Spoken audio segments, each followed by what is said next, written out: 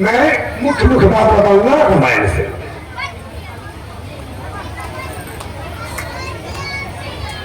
कल मैंने कहा था कि किसी व्यक्ति को अगर इस तुलसी के रामचरितमानस में ऐसा कोई दोहा चौपाई मिले जिसमें लिखा हो कि विष्णु भगवान ने राम का अवतार लिया, तो मुझे कागज पर लिख के उस दोहा चौपाई को दीजिएगा। कोई लाए है? कोई लाए हो तो दे दीजिए। नहीं है। रामायण कितने लोगों के घरों में है? जरा हाथ उठाइए तो। रामायण कितने घर में है? आपके घर में नहीं है? मैंने कहा कि रामायण जिनके घर में वो लोग हाथ उठाइए। पीछे तो लोग हाथ ही उठा रहे हैं, बहुत से बताए गए, एक तो हाथ उठाई है। रामायण का किताब नहीं घर में है। कितने लोग घर में हाथ उठा के बताओ। जिसके घर में होगा वही उठाना। बहुत कम, बहुत कम। अब बताइए, जिनके घर में एक रामायण का किताब नहीं है वो कैसे हिंदू हो सकते हैं? कैसे वैष्णव हो सकते हैं? कैसे जान सकते हैं कि एक परिवार की जीवन यात्रा क्या होती है? एक संगठित परिवार कैसे संगठित परिवार होता है? इसीलिए हिंसा बढ़ रहा है घर घर में, इसीलिए तनाव बढ़ रहा है घर घर में, क्योंकि वहां रामायण का पाठ नहीं हो रहा है, रामायण की कथा नहीं हो रही है। तो घर में, सबके घर में रामायण होनी चाहिए। जब रामचरितमानस का पाठ करोगे घर में, जब सब पढ़ेंगे सुनेंगे, तो एक एक पिता के लिए मुकदमा जो होता है कचहरी में, ये नहीं होगा। दिल्ली के टीपी साहब धर्मनाथ प्रसाद यादव जी हमसे एक बार कहे कि जानते हैं महात्मा जी, 2 व्यास एक ही भाई, वो भी यादव, और दोनों व्यास एक बिता जमीन के लिए कई बरस से मुकदमा लड़ रहे थे छपरा कोर्ट में, और संयोग बस वो मुकदमा एक बार उनके पास पहुंच गया। तो उन्होंने देखा कि भाई ये तो दोनों व्यासगिरी करते हैं, और दोनों ऐसे राम कथा कहते थे कि राम भरत का संवाद सुना कर उड़ा देते थे लोगों को त्याग की कथा करके। तब एक बार धर्मनाथ बाबू ने पूछा कि ये बताओ, तुमसे बड़ा, तुम दोनों में से बड़ा मूर्ख कौन है? बड़ा मूर्ख कौन है? और दोनों में से कोई नहीं बोल रहा है। बोले कि अरे मूर्खों, तुम लोग दूसरे को राम कथा भरत कथा कहकर रुलाते हो, त्याग की कथा कहकर रुलाते हो, और तुम लोगों का झगड़ा कितने जमीन का है? 1 बिता का। मुकदमा कितने दिन से? तो 10 वर्ष से ज्यादा का। दोनों को डांट कर धर्मनाथ बाबू घर भगा दिए, कि जाओ पहले जमीन बांट के आओ, और एक न माने तो दूसरे को दे देना। सिर्फ दूसरे को राम कथा सुनाओगे, सिर्फ दूसरे को भरत जी की कथा सुनाओगे कि भरत के लिए राम ने राजगद्दी छोड़ दिया, राम के लिए भरत ने राजगद्दी छोड़ दिया, अपने पर नहीं उतारोगे कभी। अरे भाई है ना, एक बिता ले लिया तो ले लिया, एक हक ले लिया तो ले लिया, एक कमरा ज्यादा ही देना उसको, अपना ही तो भाई है, एक ही मां के पेट से पैदा हुआ है, किसी शत्रु को नहीं दे रहे हो। लेकिन रामायण देखेंगे, पढ़ेंगे, सुनेंगे, लेकिन राम भरत जैसा बनेंगे नहीं। तो कैसे जाएगा घर से कला? कैसे आएगी घर में शांति? तो सब अशांति का कारण है कि आप लोग रामायण नहीं पढ़ते, गीता नहीं पढ़ते, भागवत नहीं पढ़ते, सत्संग नहीं करते, सत्संग में नहीं जाते। अन्यथा एक बार जो राम कथा पढ़ ले वो कभी भाई से झगड़ा नहीं कर सकता।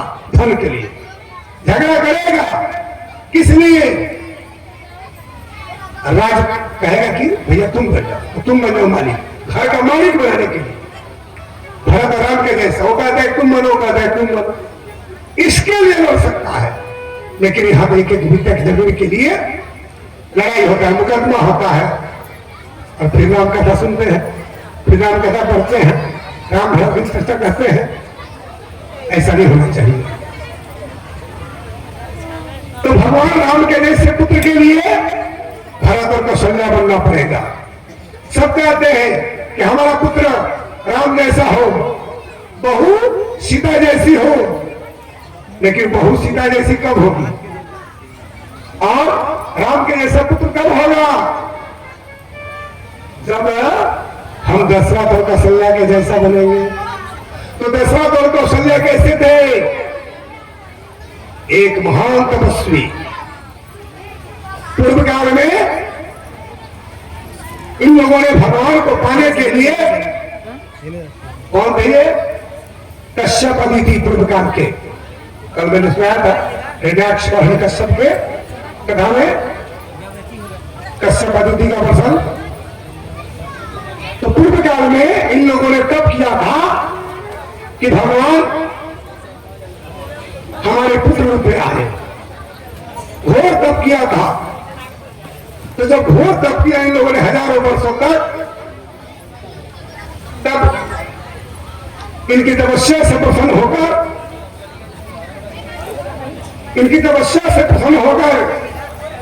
ब्रह्मा जी, विष्णु जी,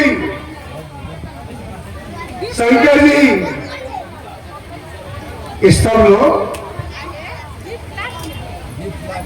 वरदान देने के लिए आए। सब लोग वरदान देने के लिए आए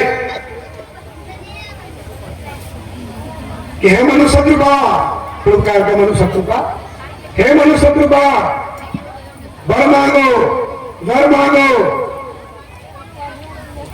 लेकिन ये लोग कहते हैं कि नहीं, ये लोग कहते हैं कि नहीं, हमें आपसे वर नहीं चाहिए, हमें आपसे वर नहीं चाहिए। तो किससे चाहिए? किससे चाहिए?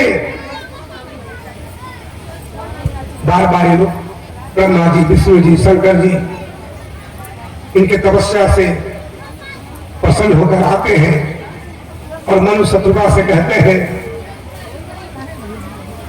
विधि हरिहर तप देखी अपारा, विधि हरिहर तप देखी अपारा, मनु समीपाए बहुभारा।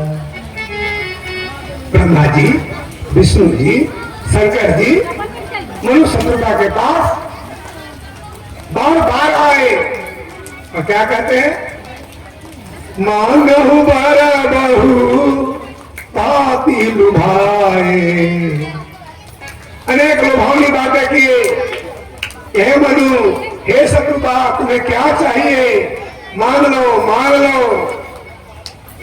मांगहु वर बहु भांति लुभाए, परम धीर नहीं चलहु चलाए, परम धीर नहीं चलहु चलाए। कहते हैं ये दोनों परम धीर राजा रानी एक कदम भी नहीं हिले। कहते हैं कि नहीं नहीं नहीं, आपसे वर नहीं चाहिए, आपसे वर नहीं चाहिए। और उस समय राजा रानी का शरीर ऐसा हो गया था, सुक्के गल के। गोस्वामी बाबा कहते हैं अस्थि मात्र बस रही शरीरा, सिर्फ अस्थि भर अस्थि मात्र रह गया था, यानी हड्डियों का ढांचा रह गया था। शरीर के सब मांस सूख गए थे, कुछ नहीं बचा था। तब करते करते हजारों वर्ष व्यतीत हो गए। कहते हैं तब प्रभु सर्वज्ञ दास निज जानी, गति अनन्य तापस निपरानी। कहते हैं मानु मानु बरु भय न भवानी। आकाशवाणी हुआ कि वरमान वरमान। आकाशवाणी क्या जब शब्द इनके कान में पड़ा तो जिस राजा रानी के शरीर तपस्या से सूख गए थे उनका शरीर उन भगवानी के पढ़ते ही, यानी भगवान की वाणी कान में पड़ते ही, परमात्मा की वाणी कान में पड़ते ही उनका शरीर पहले के जैसा हष्टपुष्ट हो गया, पहले के ही जैसा हष्टपुष्ट हो गया। अब राजा रानी को विश्वास हो गया कि जिन भक्तवत्सल प्रभु को हम लोग पुकार रहे हैं ये उन्हीं की वाणी है, ये उन्हीं की वाणी है।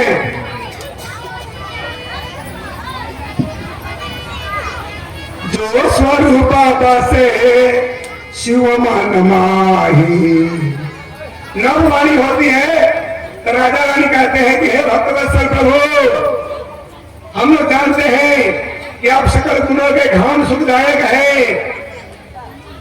अगर आप भक्तवत्सल है, भक्तों के वश में रहते हैं तो हमें दर्शन दीजिए, प्रसन्न होइए। तो भगवान तो कौन भगवान है? ब्रह्मा विष्णु महेश। कल मैंने तो कहा था कि पूरे रामचरितमानस में कहीं ऐसा कोई दोहा चौपाई नहीं जिसमें लिखा गया हो कि विष्णु भगवान राम का अवतार नहीं। और अभी अभी मैंने बताया भी कि मनुष्य शत्रुता तब करते हैं तो ब्रह्मा जी, विष्णु जी, शंकर जी वर देने के लिए आते हैं, लेकिन वे वर नहीं लिए। तब कौन भगवान आ गए भाई? दूसरा ये दूसरे कौन भगवान है? तो इस प्रसंग को गोस्वामी जी ने पद्म पुराण से लिया है, क्योंकि गोस्वामी जी कहते हैं कि मैं संपूर्ण धर्म शास्त्रों का निचोड़ ज्ञान लिख रहा हूं। इस रामायण को समझने के लिए 6 शास्त्र 18 पुराण का ज्ञान होना बहुत जरूरी है, कुछ उपनिषदों का ज्ञान होना जरूरी है। मैं ये पूरा रामायण 6 खंडों में इतने मोटे मोटे ग्रंथ असली जो गोस्वामी जी ने लिखा था, ऐसा ग्रंथ मैं पढ़ा बाल्यकाल में। अभी भी एक व्यक्ति के पास है तो डिप्टी इंस्पेक्टर थे, उन्हीं के यहां मैं पढ़ा उस रामायण को। तो मैंने देखा कि जो जिस गुहा को, जिस चौपाई को जिस ग्रंथ से लिया गया है, कोई पुराण हो, उपनिषद हो, कोई वैदिक मंत्र हो, शास्त्र का कोई शुक्र हो, तो उसका उसमें जिक्र था कि ये गुहा चौपाई कहाँ का है। तो ये जो प्रसंग है जो अभी मैं बता रहा हूं, ये पद्म पुराण का प्रसंग है। वहां से इसे गोस्वामी तुलसीदास ने लिया है। कहते हैं जो स्वरूप बसे शिव मन माही, जेहि कारण मुनि जतन कराही। जिसको शिव जी अपने मन में बसाते हैं, वो प्रभु, वो सर्वज्ञ प्रभु हमें दर्शन दे। हम उनके लिए कदम किए हैं, हम उनके लिए तप किए हैं। और जो भूषुंडी मानस हंसा, जिसको काग भूषुंडी जी अपने मन में बसाते हैं, और काग भूषुंडी जी जिस राम की कथा को युगों युगों से कह रहे हैं, आज तक कह रहे हैं, और सभी को वे बैठ के उनकी कथा श्रवण करते हैं। कहा? मानसरोवर में, मानसरोवर के पास। कहते हैं जो भूषुंडी मानस हंसा, सगुण गुण जेहि निगम प्रशंसा। जिनको सगुण निर्गुण कह के धर्म शास्त्र वेद पुराण में प्रशंसा करते हैं, वो सर्वज्ञ प्रभु मुझे दर्शन दे। बताऊंगा क्यों भगवान है कौन, कहां रहते हैं, सुनिए ध्यान से। देख हम सो रूप भय लोचन। मनुष्य कृपा कहते हैं हे परमात्मा, हम आपके उसी भक्तवत्सल स्वरूप को अपने नैनों से देखना चाहते हैं, हमें दर्शन दे दो मेरे प्रभु,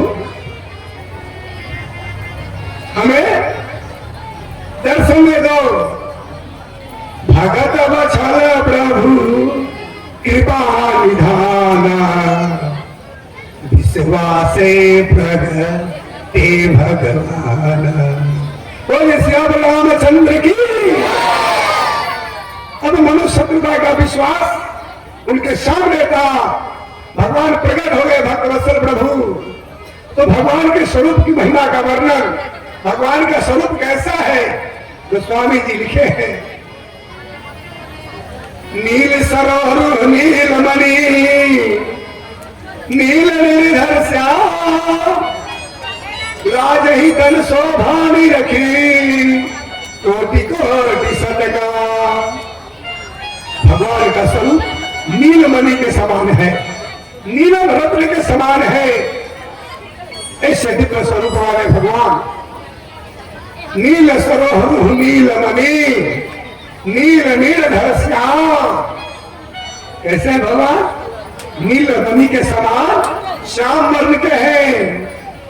लाज ही तन शोभानी रखी कोटि कोटि सतका। भगवान का ऐसा दिव्य रूप है कि उनके उस रूप को देखकर करोड़ों करोड़ों कामदेव भी लजा जाते हैं, क्योंकि उतने सुंदर कामदेव भी नहीं है। कहते हैं अब भगवान के ऐसे दिव्य स्वरूप को देखकर राजा रानी अपने मुख से कुछ कह नहीं पा रहे।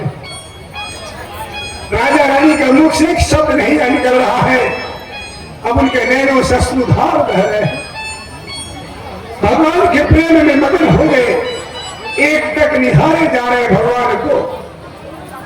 अपनी शुद्ध बुद्ध खो बैठे भगवान के दर्शन में। राजा रानी प्रेम का अश्रु बहा रहे हैं। भगवान ने देखा कि ये तो दोनों मेरे प्रेम में, मेरे स्वरूप में ऐसे डूब गए हैं कि इन्हें अपनी भी सुध नहीं रह गई। तो भक्त तो ऐसा ही होता है, जब भगवान के ध्यान में खो जाएगा, भगवान के ध्यान में जब वो डूब जाएगा तो उसे सुध बुद्ध रहती कहां? वो खो जाएगा भगवान के स्वरूप में, अपने को लीन कर लेगा भगवान के स्वरूप में। क्योंकि भगवान का जो दिव्य रूप की झांकी एक बार भी देख लिया तो संसार के किसी सुंदर से सुंदर वस्तु व्यक्ति पर कभी आकर्षित नहीं हो सकता, क्योंकि उतना सुंदर तो कोई है ही नहीं संसार में भगवान के उस नीलमणि स्वरूप के समान। अब बताओ, भला जो दिव्य स्वरूप वाले प्रभु को दर्शन करके उनके नैनों में अपना नैना जोड़ ले, उनके हृदय से अपना हृदय जो जोड़ ले, उस मनुष्य को, उस व्यक्ति को संसार की कौन वस्तु पसंद कर सकती है? कुछ नहीं, ऐसी कोई वस्तु ही नहीं है जिससे भगवान को उपमा दिया जाए, भगवान की तुलना की जाए कि हाँ ऐसे ही है भगवान। कौन सी वस्तु से तुलना करे, कौन सी वस्तु से उपमा दे? ऐसी कोई वस्तु नहीं है। तब भगवान ने देखा कि अब उनका ध्यान करना पड़ेगा। तब भगवान ने अपनी इच्छा से उनका ध्यान तोड़ा। कहते हैं कि हे मनु, हे शत्रुपा, अरे कुछ कहोगे भी कि सिर्फ मुझे निहारते रहोगे? भगवान ने उनका ध्यान तोड़ा और कहते हैं भगवान कि मैं वर्धकाओं का स्वामी तुम्हारे सामने प्रकट हूं, बोलो मुझे किस लिए पुकारा? तुमने इतना लंबा घोर तप क्यों किया? किस कारण से किया? राजा रानी भक्तवत्सल मुक्तिदायक प्रभु से अब कुछ कहने के लायक नहीं रह गए थे। अपने शरीर की चेतना खो बैठे थे, शुद्ध बुद्ध खो बैठे थे।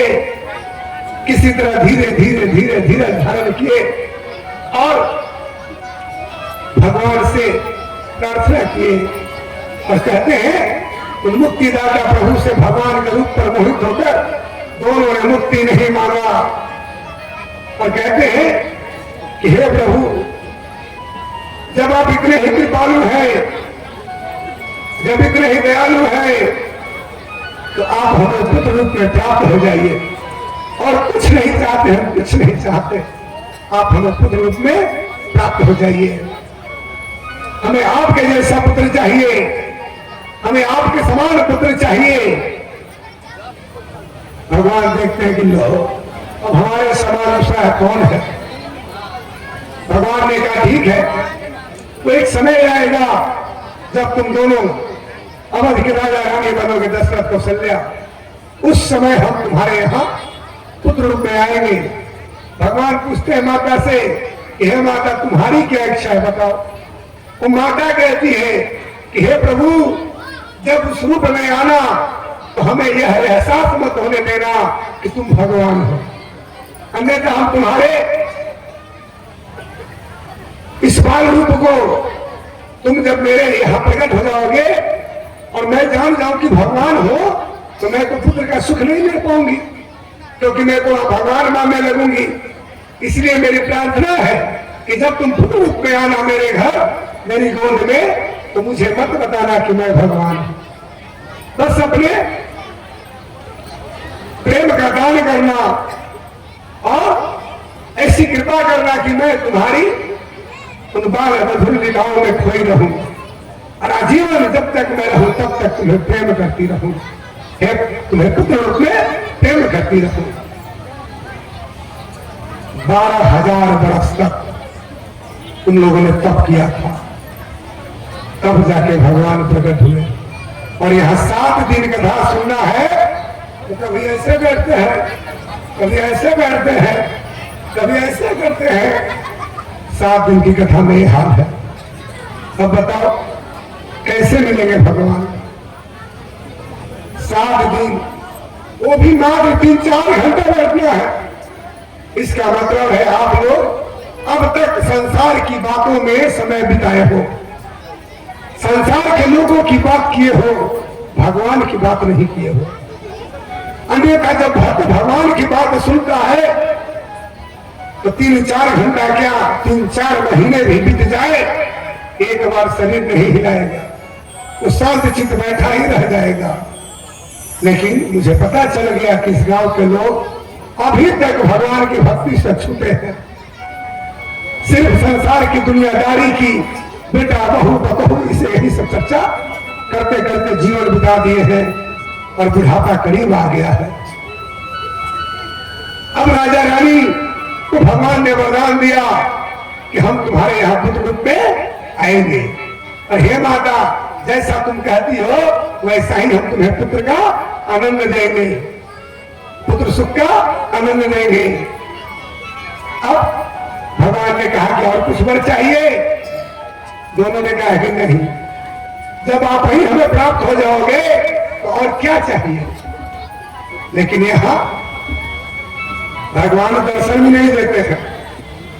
अब भगवान के मूर्ति के आगे, फोटो के आगे 2 रुपए का अगरबत्ती, 10 रुपए का अगरबत्ती लेके 5 रुपए का इलायची दाना रख के क्या कहते हैं, बेटा देता, बेटी देता, धन देता, रुपया देता, बाप रे ऐसा लगता है कर्जा उनके यहाँ रखे, जल्दी दो, जल्दी दो, सब दे दो।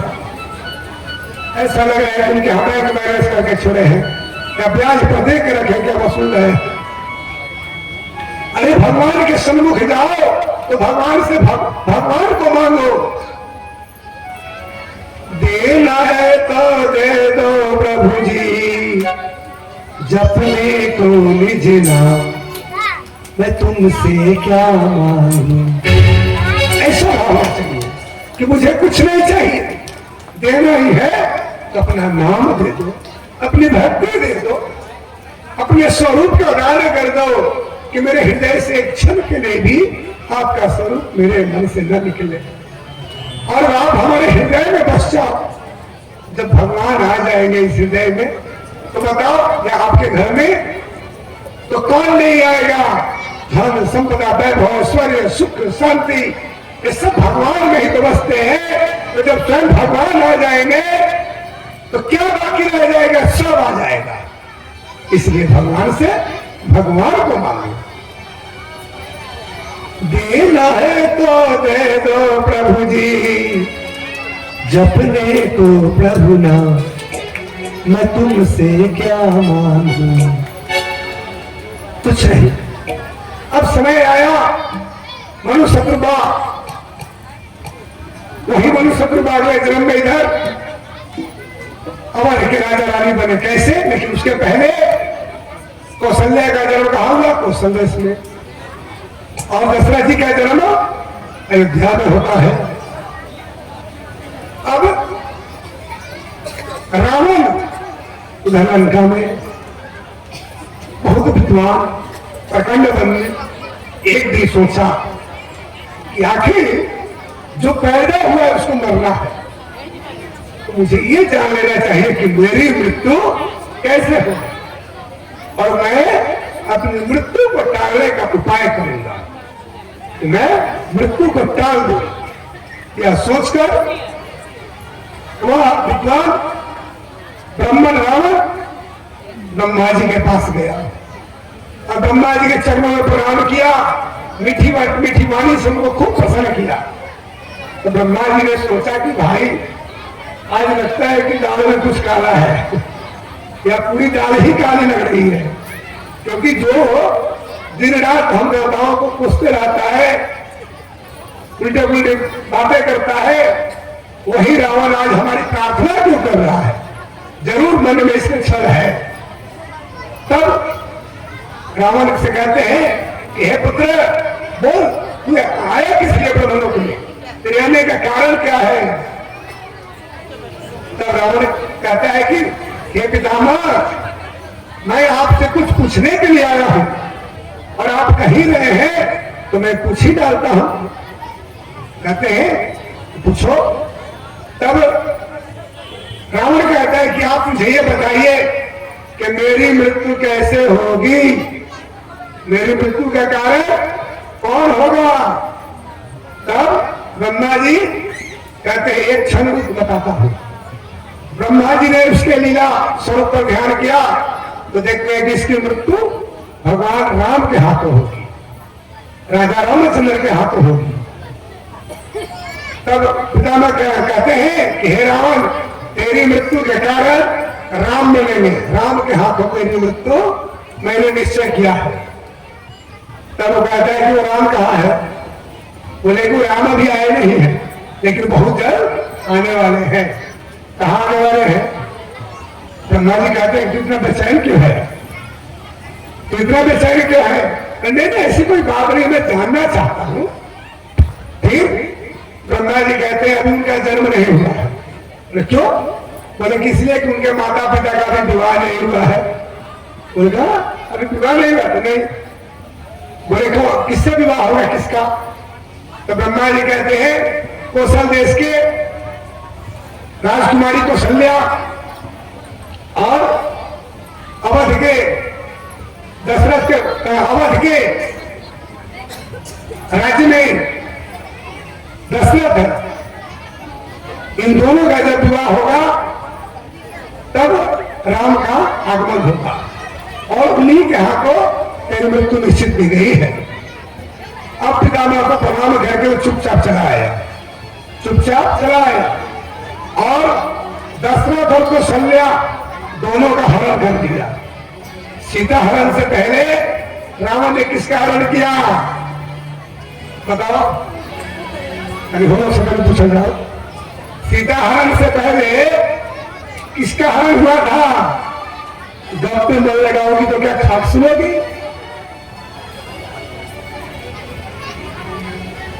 सीता हरण से पहले किसका हरण हुआ? कहा जानिए किसी की कथा में तो रानी ना खाली दहिया जवाब माना होने का अरे बनावा के ही रखी ना दहिया के साथ। तो सीता हरण के पहले रावण ने कौशल्या जी का हरण किया, दशरथ जी का हरण किया और क्या किया? दोनों को ताबूत में बंद करके समुद्र में भिगवा दिया। कहा कि न रहेगी बांस न बाजेगी बांसुरी, दोनों को समुद्र में डाल दो, मर जाएगा उसमें। उसने सोचा कि मैंने अपने मृत्यु के कारण वहीं मिटा डाला, अब बताओ मेरी मृत्यु कैसे होगी? अब तो दोनों का विवाह हुआ नहीं, तो राम आएंगे कहां से? राम आएंगे कहां से? लेकिन उस मूर्ख को पता ही नहीं कि विधाता की लेखनी को कोई मिटा नहीं सकता। विधाता की लेखनी को कोई मिटा नहीं सकता। अब दोनों ताबूत समुद्र में। हाँ, रावण की एक मित्र मछली थी समुद्र में। रावण की वो मित्र थी, बहुत बड़ी मछली। उसने रावण ने उस मछली को ही वो ताबूत दिया था कि ये दोनों को निगल जाओ, ये दोनों मेरे शत्रु हैं। लेकिन उस बड़ी मछली पर समुद्री किसी भयानक जीव ने हमला कर दिया। अब अनजान शत्रु के हमला करने से वो मछली विचलित हो गई और ताबूत को उगल दिया। अब वो दोनों ताबूत समुद्र में बहते बहते एक जगह आके फिर मिल गए। तब तक दोनों ताबूत किनारे लग गए समुद्र के बहाव में। लोगों ने देखा, मछुआरों ने देखा, आसपास जो वहां काम कर रहे थे उन लोगों ने देखा कि अरे ये दो ताबूत कहां से लगे। जरा इसको खोल के देखा गया तो दोनों को जब खोला गया था, एक में लड़का एक में लड़की जीवित निकल गए। बोलिए श्याम रामचंद्र की, कन्हैया लाल की। कोई कारण होगा, कोई कारण होगा।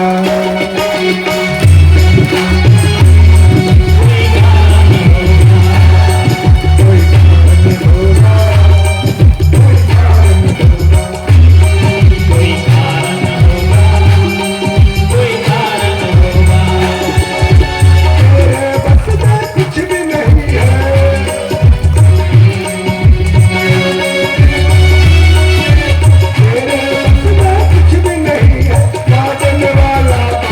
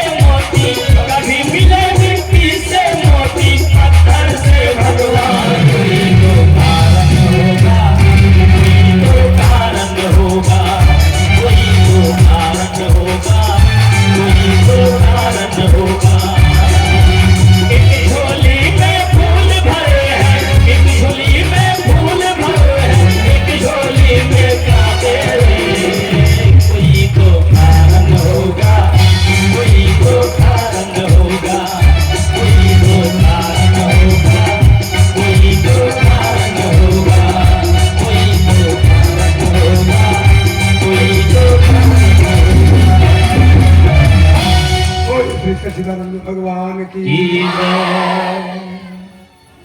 बिना कारण का कार्य नहीं होता।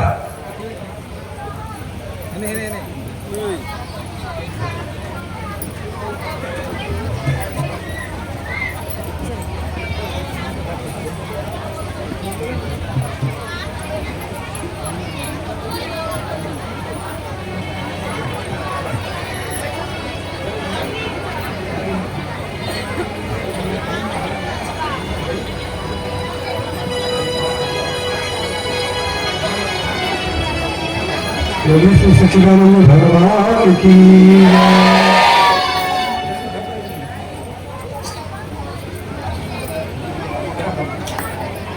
आइए सुनिए आगे की लीला क्या हुआ।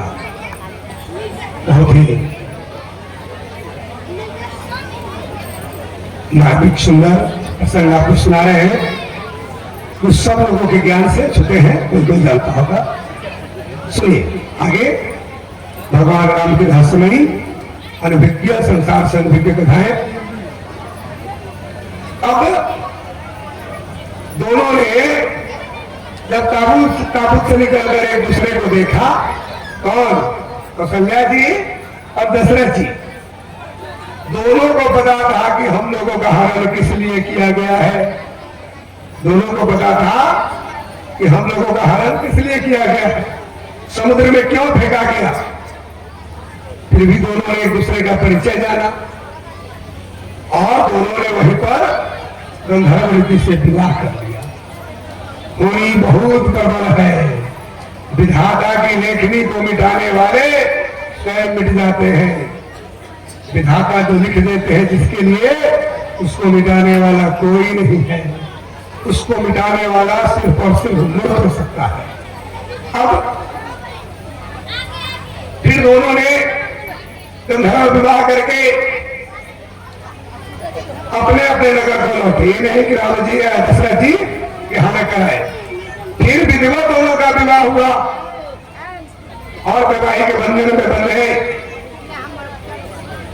लेकिन बहुत समय व्यतीत हो गया, लेकिन उन्हें पुत्र या पुत्री का मुख देखने को ना मिला। तब राजा दशरथ ने देखा कि हमारी आयु का लंबा भाग व्यतीत होने जा रहा है और अभी तक पुत्र या पुत्री का मुख देखने को न मिला। अब इस राज्य धन हाथी घोड़े वैभव संपदा तो रख के मैं क्या करूंगा, जब घर में महल में बच्चे की किलकारी ही नहीं मिल रही है। अब वे गुरु जी के पास दौड़े गए, वशिष्ठ जी के पास कि हे गुरुदेव, आप तो ज्ञान के सागर हैं और हमारे कई पीढ़ियों से आप ही गुरु हैं। तो जब जिसको संकट पड़ा उसने आपके पास आकर अपना समाधान कराया।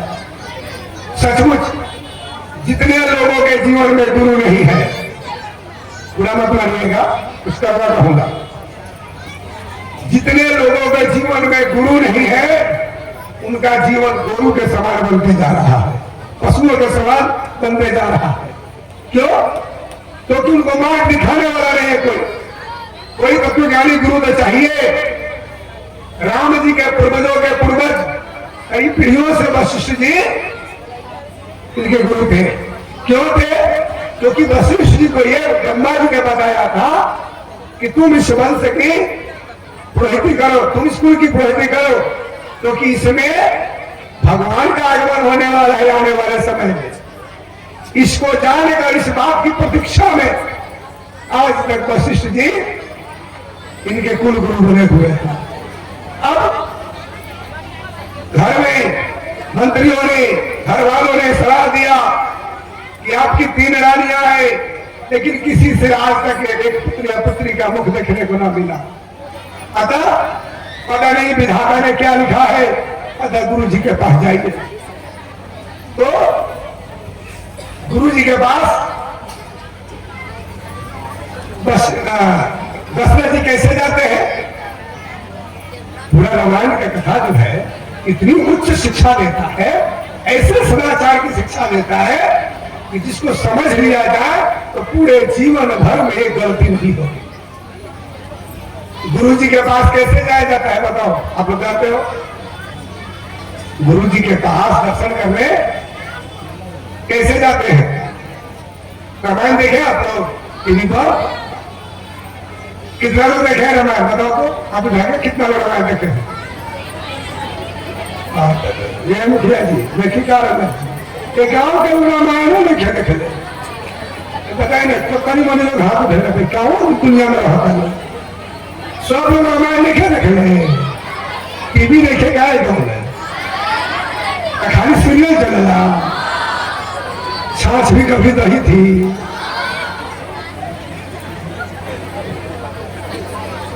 आजकल यही हो रहा है, घर का काम हो नहीं हो, सासू माता का पैर दबाया कि नहीं दबाया, लेकिन सीरियल नहीं छूटना चाहिए। कितना लोगों के घर मैंने देखा कि दूध उगाड़ने के लिए गैस पर रख देती है सब, अब जब सीरियल देखती है छाछ भी कभी दही थी, तब तक दूध गिर गया, अब दही बनेगा कैसे कि छाछ मिलेगा? तो यही नहीं, माता पिता को भोजन दे देते हैं और तब तक उधर सीरियल में बिजी हो जाते हैं।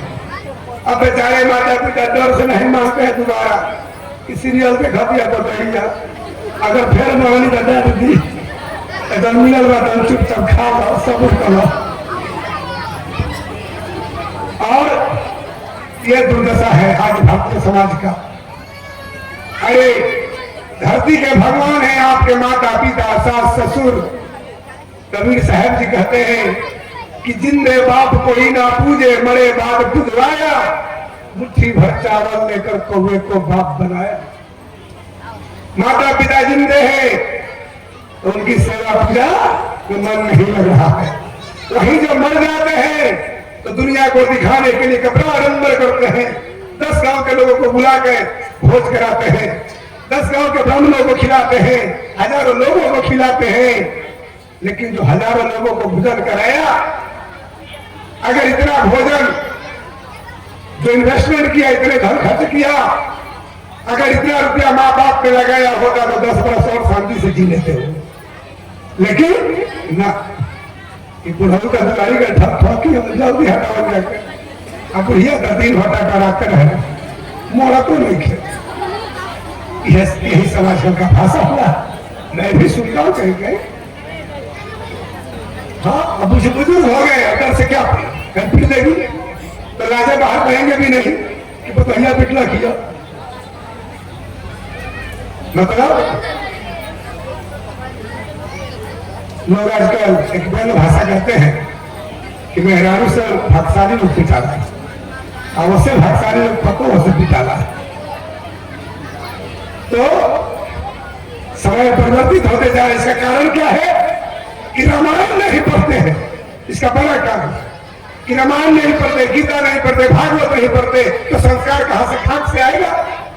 अरे अपना धर्म ग्रंथ पढ़ो, अपने पूर्वजों की कहानियां पढ़ो, राम जी के, कृष्ण के, बुद्ध के, महावीर की, हनुमान की जरा कहानी तो पढ़ो। लेकिन क्या पढ़ते हैं? सुबह सुबह उठ के पेपर पढ़ते हैं, अखबार में दुनिया का खबर। अब अखबार का हेडलाइन क्या रहता है? कितना बम कहां कौन देश में पटक दिया, किस नेता ने कितना भ्रष्टाचार किया, किस पर ईडी ने छापा मारा। सुबह सुबह माइंड में भर गया करप्शन। सुबह सुबह जब दिमाग में करप्शन भर गया तो दिन कहां से अच्छा बीतेगा?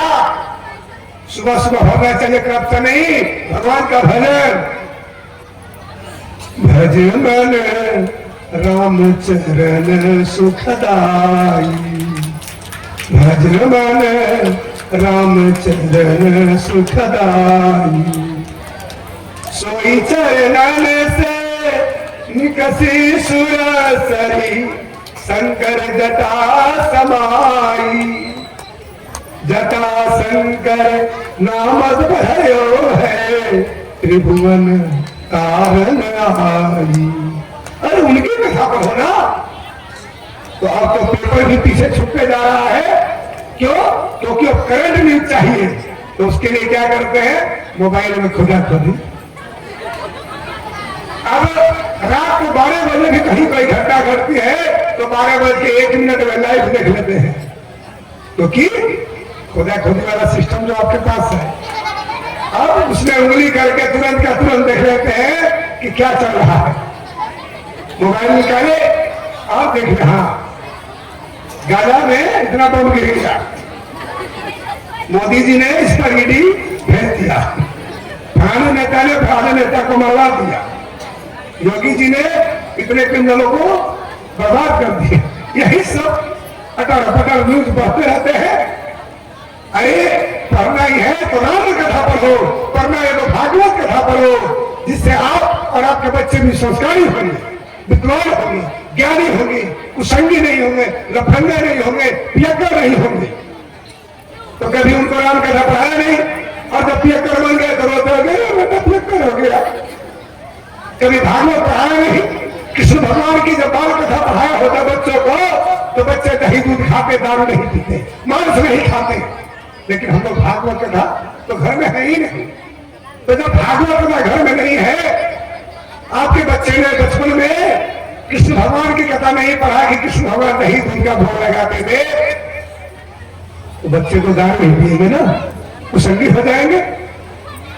इसलिए बच्चों को सुधारना है तो घर में रामायण भागवत गीता ये सबको पढ़ो, बच्चों को सुनाओ, देखो आपके बच्चे अच्छे हो जाएंगे। चाहते हो ना कि बेटे बहू हमको मारे पीटे नहीं, तो घर में रामायण लेके आओ, गीता लेके आओ, भागवत लेके आओ, और उन्हीं बेटे बहू से कहो ये बबुआ कहीं पढ़ के सुनाओ ना, रामायण सुनने के मन करता, भागवत सुनने के मन करता, ये हो रहा करी बुद्धि करी कैसे बचपन से आदत नहीं थे, पढ़े गए तो कहिए मैं तो क्या जाएगी बोलने लगा, तो उसको किसी तरह कहिए ये बबुआ पढ़ना कर सुना दे हमरा के 10 मिनट 20 मिनट आधे घंटा, धीरे धीरे आदत लगाओ, और जब पढ़ने लगेगा तो धीरे धीरे उसको भी अच्छा लगने लगेगा। जब अच्छा लगने लगेगा तो धीरे धीरे राम का संस्कार, भरत जी का संस्कार उसमें भी आ जाएगा, तो फिर भाई भाई से मारपीट नहीं करेगा। और हर लड़की सीता के समान अपना आचरण जरूर बना लेगी, उर्मिला के समान अपना आचरण जरूर बना लेगी। रामायण में सबकी कथा कही जाती है, लेकिन उर्मिला की कथा नहीं कही जाती। जानते हैं क्यों? क्योंकि गोस्वामी बाबा कहते हैं कि उस सती नारी के त्याग, तप, बलिदान का इस जीवा से, इस लेखनी से वर्णन किया ही नहीं जा सकता, वर्णन किया ही नहीं जा सकता। तो जब उस सती का वर्णन ही नहीं किया जा सकता तो लिखा कैसे जाए? क्यों? क्योंकि जिस तरह भगवान राम के सेवक बन के लक्ष्मण जी बन गए और 14 वर्षों तक सोए नहीं, तो यहां उर्मिला ने भी 14 वर्ष तक दीप जलाकर निरंतर लक्ष्मण जी की पत्नी निर्विनय नैनों से निहार रही है कि मेरे पति कब लौट के आएंगे। और यहाँ आज घोर कलिकाल में, इस कलयुग में अगर 6 महीने से साल भर पति दूर रह जाए, तब तक वह कन्या न जाने कितने को अपने फ्रेंड लिस्ट में जोड़ लेती है। कहा करता होते नहीं खोल, तो भाड़ा का रख लो, पहले भाड़ा का फ्रेंड बना लो, कंपनी काम चला लो, ऐसे ऐसे घिनौने हरकतें हो रही। अरे सभी उर्मिला के चरित्र को देखो, सीता के त्याग को देखो कि सीता जी तो लंका जहां सोने की नगरी है, उस नगर में रावण लेके जाता है, लेकिन उस पर उनको थोड़ा भी ध्यान नहीं जाता। क्यों? वो कहती है कि मैं राम की हूं, राम की रहूंगी, अन्य कोई छू नहीं सकता है मुझे। चलिए आगे सुनिएगा। फिर गुरु के पास दशरथ जी कैसे जाते हैं? पैदल, रथ पर सवार होकर नहीं, खड़ाऊ पहन के नहीं, चप्पल जूते पहन के नहीं। तो गुरु के पास कैसे जाना चाहिए दर्शन करने? खाली घोड़े, यानी पैदल, और यानी रथ, हाथी, घोड़े ये आपके अभिमान के प्रतीक है। बड़े बड़े गाड़ियां वाहन सब लेके जाना ये आपके अहंकार का प्रतीक है कि हम बहुत बड़े धनवान हैं, बहुत बड़े राजा हैं, बहुत बड़े पैसे वाले हैं। लेकिन संतों के पास उसको आपका हाथी घोड़ा वाहन कुछ नहीं है। उसका महत्व संतों के पास फूटी कौड़ी के बराबर होता है, कुछ नहीं। इसलिए संत दर्शन को जाओ तो अभिमान त्याग के जाओ। और इस तरह गुरु के पास गए दशरथ जी और गुरु से प्रार्थना किए कि हे गुरुदेव, क्या अब मेरे बाद ये वंश समाप्त हो जाएगा? मेरे बाद ये वंश समाप्त हो जाएगा, आगे कोई दीप जलाने वाला नहीं आएगा। आप कृपा कीजिए कि आगे भी स्कूल में दीप जलता रहे। तब उन्होंने रास्ता सुझाया कि ऐसे नहीं, आप जो है यज्ञ करवाओ। जब यज्ञ करवाओगे, उस यज्ञ से यज्ञ भगवान प्रकट होंगे, प्रसन्न होंगे, तब जाके आपको पुत्र की प्राप्ति होगी। राजा ने यज्ञ कराया, पुत्रष्टि यज्ञ। उस यज्ञ से यज्ञ भगवान प्रकट हुए, हाथों में खीर लेकर उस खीर को रानियों ने खाया। तब उन रानियों के अच्छे अच्छे संतान की प्राप्ति हुई। यानी यज्ञ भगवान ने जो खीर दिया तो कौशल्या को दिया गया, कैकेयी को दिया गया और सुमित्रा को भी दिया गया। लेकिन कौशल्या और कैकेयी दोनों बड़ी थी और सुमित्रा छोटी थी, तो दोनों ने थोड़ा थोड़ा खीर और दे दिया अपने में। तो इसलिए दोनों का एक एक पुत्र हुआ और सुमित्रा के 2 हो गए। इस तरह दशरथ जी के 4 पुत्र हो गए। अब दशरथ जी के चारों पुत्रों का नामकरण गुरुदेव करते हैं राम, भरत, लक्ष्मण, शत्रुघ्न। राम का मतलब जो सब में रमण करता हो। राम का मतलब क्या हुआ? बताओ, जोर से बोलो। राम का मतलब जो सब में रमण करता हो, सारी सृष्टि में रमता हो, सृष्टि के कण कण में रमता हो। तो कौन है? राम। कौन है? और जो सबका भरण पोषण करता हो, सारे जगत का भरण पोषण करता हो, उसका नाम है भरत। क्या नाम है? हाँ। और जो दास की भांति सेवा करना जानता हो, वो कौन है? लक्ष्मण। और जिसके नाम से शत्रु भयभीत हो जाए, वो कौन है? शत्रुघ्न। तो कितने हुए? 4। ये चारों का अवतार कहां से हुआ था? अब सुनो। ये राम जी थे कौन? क्योंकि मैंने सुनाया कि मनु शत्रुघ्न ने विष्णु जी को देखा, लेकिन उनसे वर नहीं मांगा। ब्रह्मा जी से नहीं मांगा, शंकर जी से नहीं मांगा, कहा कि नहीं आप उनसे वर नहीं चाहिए। तो कौन भगवान आए थे जिन्होंने आशीर्वाद दिया कि मैं आप यहाँ पुत्र रूप में आऊंगा? अब सुनो, वो कौन भगवान आए थे? तो मैंने कहा था कि पद्म पुराण में लिखा हुआ है। तो पद्म पुराण में क्या लिखा है, जरा सुनो। क्योंकि इसमें आया कि स्वामी द्वारा लिखते हैं कि जो स्वरूप से शिव मनमा, पद्म पुराण का प्रसंग है 571 नंबर पेज पद्म पुराण। उसमें लिखा है कि सब सृष्टि के ब्रह्म में भगवान भोलेनाथ आदि नारायण की तपस्या करते थे, विष्णु की नहीं। आदि नारायण कौन है? विष्णु भगवान के दादाजी। कैसे? जब संसार नहीं था ये, तो अव्याकृत अक्षर ब्रह्म के द्वारा प्रतिबिंबित एक अंडा का निर्माण किया गया। उस अंडे में अव्याकृत अक्षर ब्रह्म ने संकल्प किया तो निर्जीव अंडा सजीव हो गया, और उस अंडे को फोड़कर उसमें सृष्टि का प्रथम पुरुष प्रकट हुआ। प्रथम पुरुष नर से उत्पन्न मोह रूपी जल में घर बनाया, तब उनका नाम नारायण हुआ।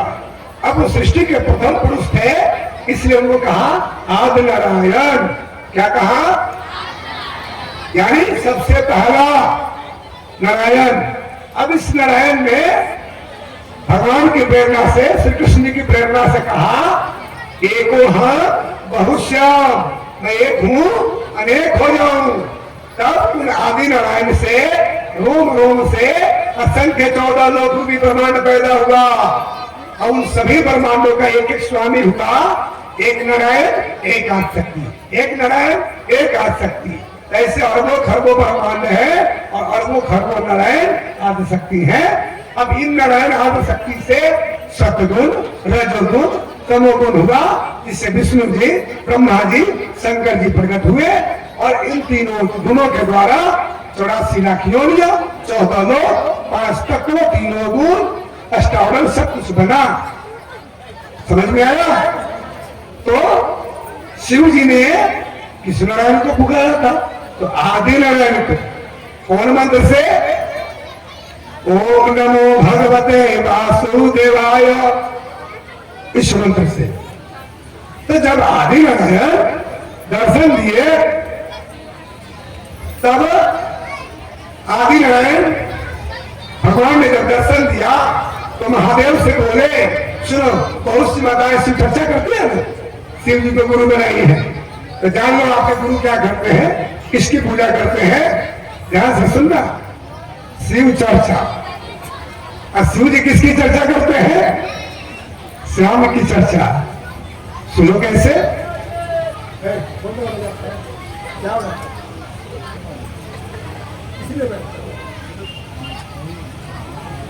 बोलिए श्री सच्चिदानंद भगवान की।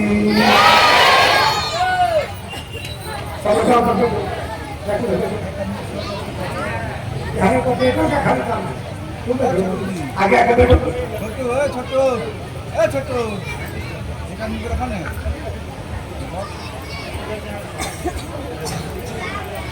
कहते हैं अब यहाँ आदि नारायण जब प्रकट हुए शिव जी के सामने, महादेव भोले बाबा ने वर्षों तक तप किया आदि नारायण का।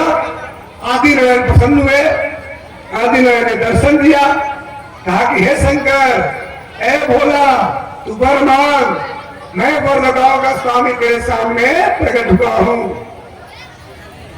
तब भोला बाबा ने कहा कि मुझे हाथी घोड़ा महारा गाड़ी नहीं चाहिए। तो क्या चाहिए बोलो? तो कहते हैं कि मुझे आप ये बताइए कि आप किसकी पूजा करते हो, आपका भगवान कौन है, आप कैसे प्रकट हुए, आपकी उत्पत्ति कहां से हुई है, मुझे ये बताइए। ध्यान से सुने, खास करके शिव चर्चा वाली बहनें, शिव जी गुरु है ना, तो भगवान कौन है जरा सुनो। आधारा शिव चर्चा वाला बात तब तो ज्ञान हो गई कि शिव जी गुरु है ना, भगवान के हो। आगे सुनिए, फिर आदि नारायण भगवान ने कहा कि हे महादेव, आज से मैं तुम्हें एक नया नाम देता हूं, वो नाम है शिव। शिव का मतलब कल्याण करने वाला। कहते हैं कि तुमने जो प्रश्न किया इसका उत्तर जानकर आने वाले युगों युगों तक लोग अपने आत्मा का उद्धार कर लेंगे। कैसे? आदि नारायण भगवान कहते हैं कि चले जाओ, इस प्रकृति से परे नित्य वृंदावन धाम है, इस संसार से बाहर, इस प्रकृति से परे क्या है? नित्य वृंदावन धाम है। वहां जब जाओगे तो जमुना जी के तीर पर तुम्हें राधा कृष्ण का दर्शन होगा, वही मेरे भगवान है। बोलिए श्री कृष्ण लाल की। लेकिन यहाँ क्या पाया जाता है जिंद्रा जी कि विष्णु भगवान राम जी के अवतार ले लिए, विष्णु भगवान कृष्ण जी का अवतार ले लिए। तो मैंने इसीलिए कहा कि पूरे रामायण में जरा हमको दिखा दो कहां लिखा है। अभी तो बताया ना कि श्री कृष्ण जी के प्रतिबिंब रूप है कौन? आदि नारायण। आदि नारायण का पुत्र कौन है? सांप पर सोने वाला नारायण। इनके पुत्र कौन है? विष्णु भगवान। तो विष्णु भगवान के दादा कौन हुए? आदि नारायण, जो ब्रह्मांड में गंगा को खोलकर सबसे पहले पैदा हुआ। और आदि नारायण के भगवान कौन है? कृष्ण भगवान। कहाँ रहते हैं? इस संसार से परे, प्रकृति से परे, नित्य वृंदावन धाम में। कहा लिखा है? पद्म पुराण में, रामायण में ना। रामायण में तो स्वामी बाबा ने सार तत्व लिखा है, तो वही यहाँ रामायण में लिखे। हाँ सुनो, मैंने कहा अब शिव जी कहा चले, आदि नारायण के बताए हुए पते पर चल पड़े। अपने योग बल से इस ब्रह्मांड को लांघते हुए, इस ब्रह्मांड का भेदन करते हुए प्रकृति को के बाहर निकल गए। इस प्रकृति के आवरण को भेद कर नित्य वृंदावन धाम चले गए। और जब उस ब्रह्मांड में जाते हैं, उस दिव्य धाम में जाते हैं, तो वहां क्या देखते हैं? नाना प्रकार के रत्नों के महल, अटारिया, बाग, बगीचे। वहां के घास, दूब घास से इतना प्रकाश निकलता है कि यहाँ का सूरज फीका पड़ जाए। ऐसे दिव्य प्रकाश लोक को देखकर भोले बाबा फूले नहीं समाते हैं। कहते ही परमात्मा का धाम कैसा है, यहाँ तो सब कुछ रोशनी से जगमग जगमग है। ध्यान से सुनिए, भोले बाबा कहते हैं कि इस भगवत धाम में तो सब कुछ जगमग जगमग है। यहाँ के पेड़ पौधे पशु पक्षी सबसे प्रकाश निकल रहा है। अद्भुत अलौकिक गजब का धाम है। वहां जुट के जुट गोपियां अलग अलग कार्यों में व्यस्त है। जुट के जुट गोप गायों की सेवा कर रहे हैं, और वो गाय भारी भारी थनों वाली है। उनके भी शरीर से दिव्य प्रकाश निकल रहा है। तो कि वहां गोपी ग्वाल गैया बछिया सबकी उम्र 16 साल ही है। वही वहां 17 साल का नहीं है, अनादि काल से। क्योंकि वहां काल की दाम नहीं करती है। भगवान के धाम में काल अपना प्रभाव नहीं दिखाता है। तो सब कितने साल के थे? कितने साल? कौन कौन 16 साल के थे? वहां की गैया, गोपी, ग्वाल, पेड़ पौधे, पशु पंखी सब किशोरावस्था में थे। अब उस भगवत स्वरूप लोक को देखकर महादेव आनंदित हो गए, और आदि नारायण ने जो पता बताया था उसकी जानकारी लेते आगे बढ़े। तो देखते हैं कि यमुना जी के तीर पर श्याम सुंदर भगवान अपनी राधिका के कंधे पर अपना एक हाथ टिका के टेढ़े पैर करके कदम वृक्ष के नीचे यमुना के तीर पर खड़े बंसी बजा रहे हैं। बंसी बजा रहे हैं। उस बंसी की मीठी धुन सुनकर महादेव का रोम खिल गया। भोले बाबा का रोम खिल गया। आनंद से विभोर हो गए। उनके नेत्रों से अश्रु बहने लगे, प्रेम के अश्रु। और उसके बाद धीरे धीरे महादेव एक एक कदम बढ़ाते हुए भगवान के पास जाते हैं। लेकिन भगवान के स्वरूप से इतना प्रकाश निकलता है, इतना प्रकाश निकलता है, जैसे एक अरब सूर्य एक ही बार उग गए हो। एक अरब सूर्य एक ही बार उग गए हो, ऐसा प्रकाश निकल रहा है भगवान कृष्ण जी के स्वरूप से। उस स्वरूप को, उस तेजोमय रूप को देखकर महादेव अचंभित हो जाते हैं और उस प्रकाश में डूब जाते हैं।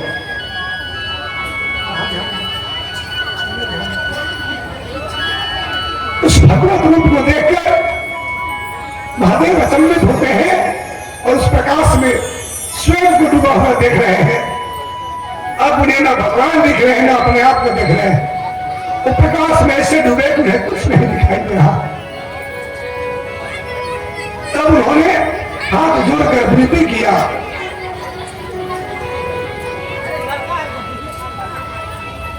हाथ जोड़कर विनती किया,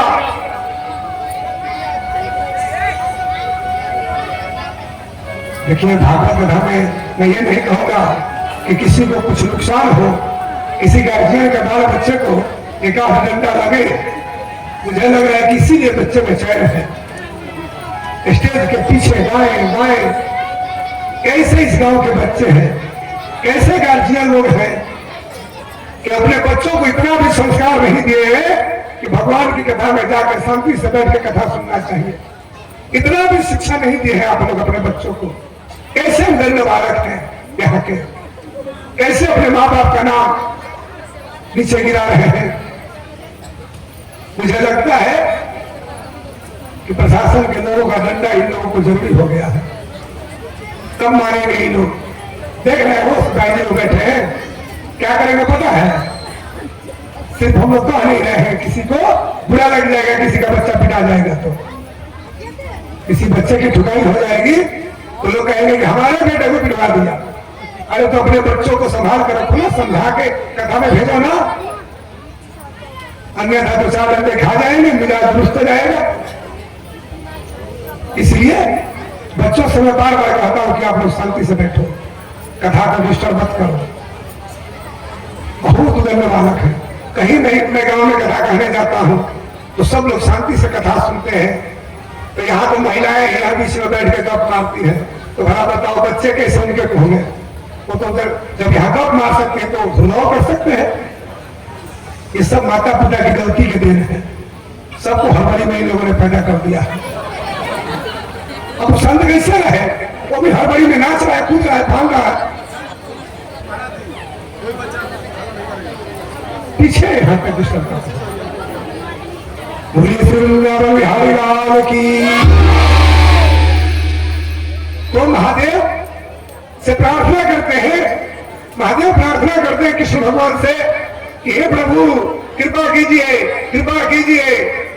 मैं अपने इन प्राकृतिक आंखों से आपको नहीं देख पा रहा हूं, मैं अपने इन प्राकृतिक आंखों से आपको नहीं देख पा रहा हूं, हम तो दया कीजिए। सोचो भगवान भोलेनाथ कन्हैया को देख नहीं पा रहे हैं, इतना प्रकाश निकल रहा है भगवान से। ऐसे विद्युत स्वरूप वाले होते हैं भगवान श्री कृष्ण जी। तब वो क्या कहते हैं? तुम दुल्हा मैं दुल्हीन पिया और न जानो बात जी, प्रेम सो सेवा करूं पिया सबरंग साक्षात जी। कैसे आप सुंदर भगवान, आप हमारे आत्मा के स्वामी हो, सारी सृष्टि के मूल आधार हो। हम आपको अपने स्वामी के रूप में स्वीकार करते हैं। आज से आप हमारे प्रियतम हो। मैं नहीं जानता था ज्ञान में कि आप ही संपूर्ण सृष्टि के सूत्रधार हो, सभी आत्माओं के स्वामी हो, लेकिन आज मैं जान गया। हे प्रभु दया करो, दया करो, जिससे मैं आपका दर्शन करूं। तब भगवान ने थोड़ा अपना प्रकाश कम किया। तब भोले बाबा ने श्री कृष्ण जी का दर्शन किया। तब भगवान श्री कृष्ण क्या कहते हैं कि हे महादेव, मेरा दर्शन सबके लिए सुलभ नहीं है, लेकिन एक सामान्य से सामान्य भक्त भी मेरा दर्शन कर सकता है। कब? जब वो अपने अंदर का छल कपट मल धो लेगा तब। अतः हे भोले बाबा, तुम मेरा दर्शन करो, मैं तुम्हें दर्शन दे रहा हूं, लेकिन उसके पहले तुम जाओ इस जमुना जी के कालिंदी के जल में, जमुना जी बहती है, उस जमुना जी के जल में नहाओ, डुबकी लगाओ, तुम्हारे सारे पाप भूल जाएंगे। पाप महादेव भी पाप करते हैं। कैसे पाप? कौन सा पाप? ये अहम भाव हम लोग के अंदर भी आते हैं कि मैं बड़ा आदमी हूं, मैं ये हूं, मैं वो हूं। तो देवता लोगों को भी अहंकार हो जाता है कभी कभी कि मैं महादेव हूं, मैं जगत का स्वामी हूं, मैं सबका गुरु हूं। कभी विष्णु जी को भी अहंकार हो जाता है कि मैं पालन करता हूं। कभी ब्रह्मा जी को भी अहंकार हो जाता है कि मैं सृष्टि करता हूं। कभी इंद्र को अहंकार हो जाता है कि मैं ही सबसे बड़ा लोकपाल हूं। कभी हम लोगों को भी अहंकार हो जाता है कि हमसे बड़ा कौन। अब यही सब छोटे मोटे पाप महादेव के पास थे, तो कृष्ण भगवान कहते हैं कि जाओ कालिंदी के जल में नहा लो और नहा के अपने पाप धो लो। अब यहाँ जब महादेव जमुना जी के जल में प्रवेश करते हैं, डुबकी लगाते हैं, तब उसके बाद उस जमुना जी का जल इतना पवित्र, इतना नरम, इतना सुस्निग्ध है कि उसमें से महादेव को निकलने का मन नहीं करता है। ऐसा जल है, पवित्र जल। ऐसा लगता है कि महादेव को किसी में मेरी उम्र बीत जाती। इसी जमुना जी के जल में हम डुबकी लगाए रहते हैं और श्री कृष्ण जी को देखते रहते, यहीं पर रह जाते हैं। फिर क्या था अगले क्षण महादेव आंख खोलते उस पानी में कि आखिर देखे इसमें ऐसी खुशबू कैसी है। तो महादेव जैसे ही आंख खोलते हैं तो कुछ और ही दिखाई दे देता है। क्या दिखता है? आंवले के आकार के, आंवले के आकार के एक एक पत्थर, लाखों करोड़ों अरबों खरबों पत्थर बहे जा रहे हैं। वो पत्थर क्या है? अरबों खरबों ब्रह्मांड है। एक एक आंवले के बीज के समान ब्रह्मांड उस कालिंदी के जल में जमुना जी में बह रहा है। सब में अलग अलग ब्रह्मा जी, विष्णु जी, शिव जी, नारायण, आदि शक्ति, दुर्गा, देवियां, इंद्र, दिक्पाल, मनो सब है। सब में 14 लोग है, किसी में 15 लोग है, किसी में 20 लोग है, छोटे बड़े आकार के बहुत से लोग हैं। अब तब तक महादेव को अपना भी ये ब्रह्मांड दिख जाता है। इस ब्रह्मांड का नाम क्या है जिस ब्रह्मांड में हम लोग रहते हैं? बताओ। बताया था मैंने। इस ब्रह्मांड का नाम क्या है? बताया तो था, इसीलिए कहता हूं शांति से कथा सुनो। जब इस शरीर को छोड़ के जाते हो तो मान लो परम धाम के श्री कृष्ण का मंत्र दीक्षा ज्ञान सब ले लिया, लेकिन जब इस ब्रह्मांड को भूल के जाओगे तो अखंड के दरवाजे पर रोहिणी नाम की शक्ति है, देवी भागवत में लिखा हुआ। वो शक्ति आपसे पूछती है, क्योंकि वहां असंख्य ब्रह्मांड के जीव पहुंचते हैं और वहीं से आगे का रास्ता मिलता है। वो पूछती है तुम कौन ब्रह्मांड से आए हो, बताओ अपना परिचय, तुम्हारे ब्रह्मांड का नाम क्या है? तो ठकुआ गुरु लोग तो कान फूक देते हैं, चला भवसागर पर जाओगे, चला बन जाओ, सीख हो जाओ। लेकिन ये नहीं बताते कि भवसागर से पार होया कैसे जाया जाता है, अखंड के दरवाजे पर क्या घटना घटती है, ये भवसागर कितना बड़ा है। तो वो तो आपको श्री कृष्ण भक्त ही बता सकता है। वो भी कौन? जिसने तारतम्य ज्ञान प्राप्त किया हो, जो श्वसन वेद का ज्ञान जानता हो। 5वें श्वसन वेद का ज्ञान जिसके पास है वही भवसागर का क्षेत्रफल बता सकता है, वही प्रकृति से परे सच्चिदानंद परब्रह्म को बता सकता है। इसका नाम है हिरण्यगर्भ ब्रह्मांड। क्या नाम है? जोर से बोल के बताओ। फिर से बताता हूं, कहने नहीं आ रहा है। हिरण्यगर्भ ब्रह्मांड। हिरण्य का मतलब क्या होता है? सोना। क्योंकि ये ब्रह्मांड स्वर्ण अंड था पहले, जब फूटा तो सृष्टि का प्रथम जीव, इस जगत का ईश्वर आदि नारायण पैदा हुआ। और उन्हीं आदि नारायण के बताने पर भोले बाबा कहा गए हैं नित्य वृंदावन धाम, प्रकृति से परे, जहां कौन जाते हैं? श्याम सुंदर घन श्याम। अब जब उस कालिंदी के जल में महादेव असंख्य ब्रह्मांड देखते हैं, तब तक उन्हें अपना भी ब्रह्मांड दिखाई देता है और देखते हैं कि वहां पर मेरी देवी अकेले बैठी हुई कैलाश में, मैं तो इधर बाहर ब्रह्मांड के बाहर। फिर निकलते हैं उसमें से और भगवान के चरणों पर बार बार गिरते हैं, बार बार गिरते हैं। कहते कि हे परमात्मा, आज आपकी कुछ महिमा मैंने जाना, आपकी कृपा से। अगर मुझे जमुना जी में न भेजते आप स्नान करने, तो मैं तो ये भी नहीं जान पाता कि असंख्य ब्रह्मांड भी होते हैं। मेरे जैसे अरबों खरबों ब्रह्मा विष्णु महेश है, अरे असंख्य ब्रह्मांड है 14 लोग, मुझे तो ये भी नहीं पता था। लेकिन आज मैं जान गया कि आपके द्वारा असंख्य ब्रह्मांडों की उत्पत्ति की गई है। सभी ब्रह्मांड में अलग अलग प्रकार के आप लीलाएं कर रहे हैं अपने अंशों सहित। अब वहां पर महादेव भगवान श्री कृष्ण से मंत्र दीक्षा लिए, कृष्ण मंत्र की। तो ध्यान से सुनिए, सबसे पहला मंत्र किसको मिला? आदि नारायण के बाद महादेव को।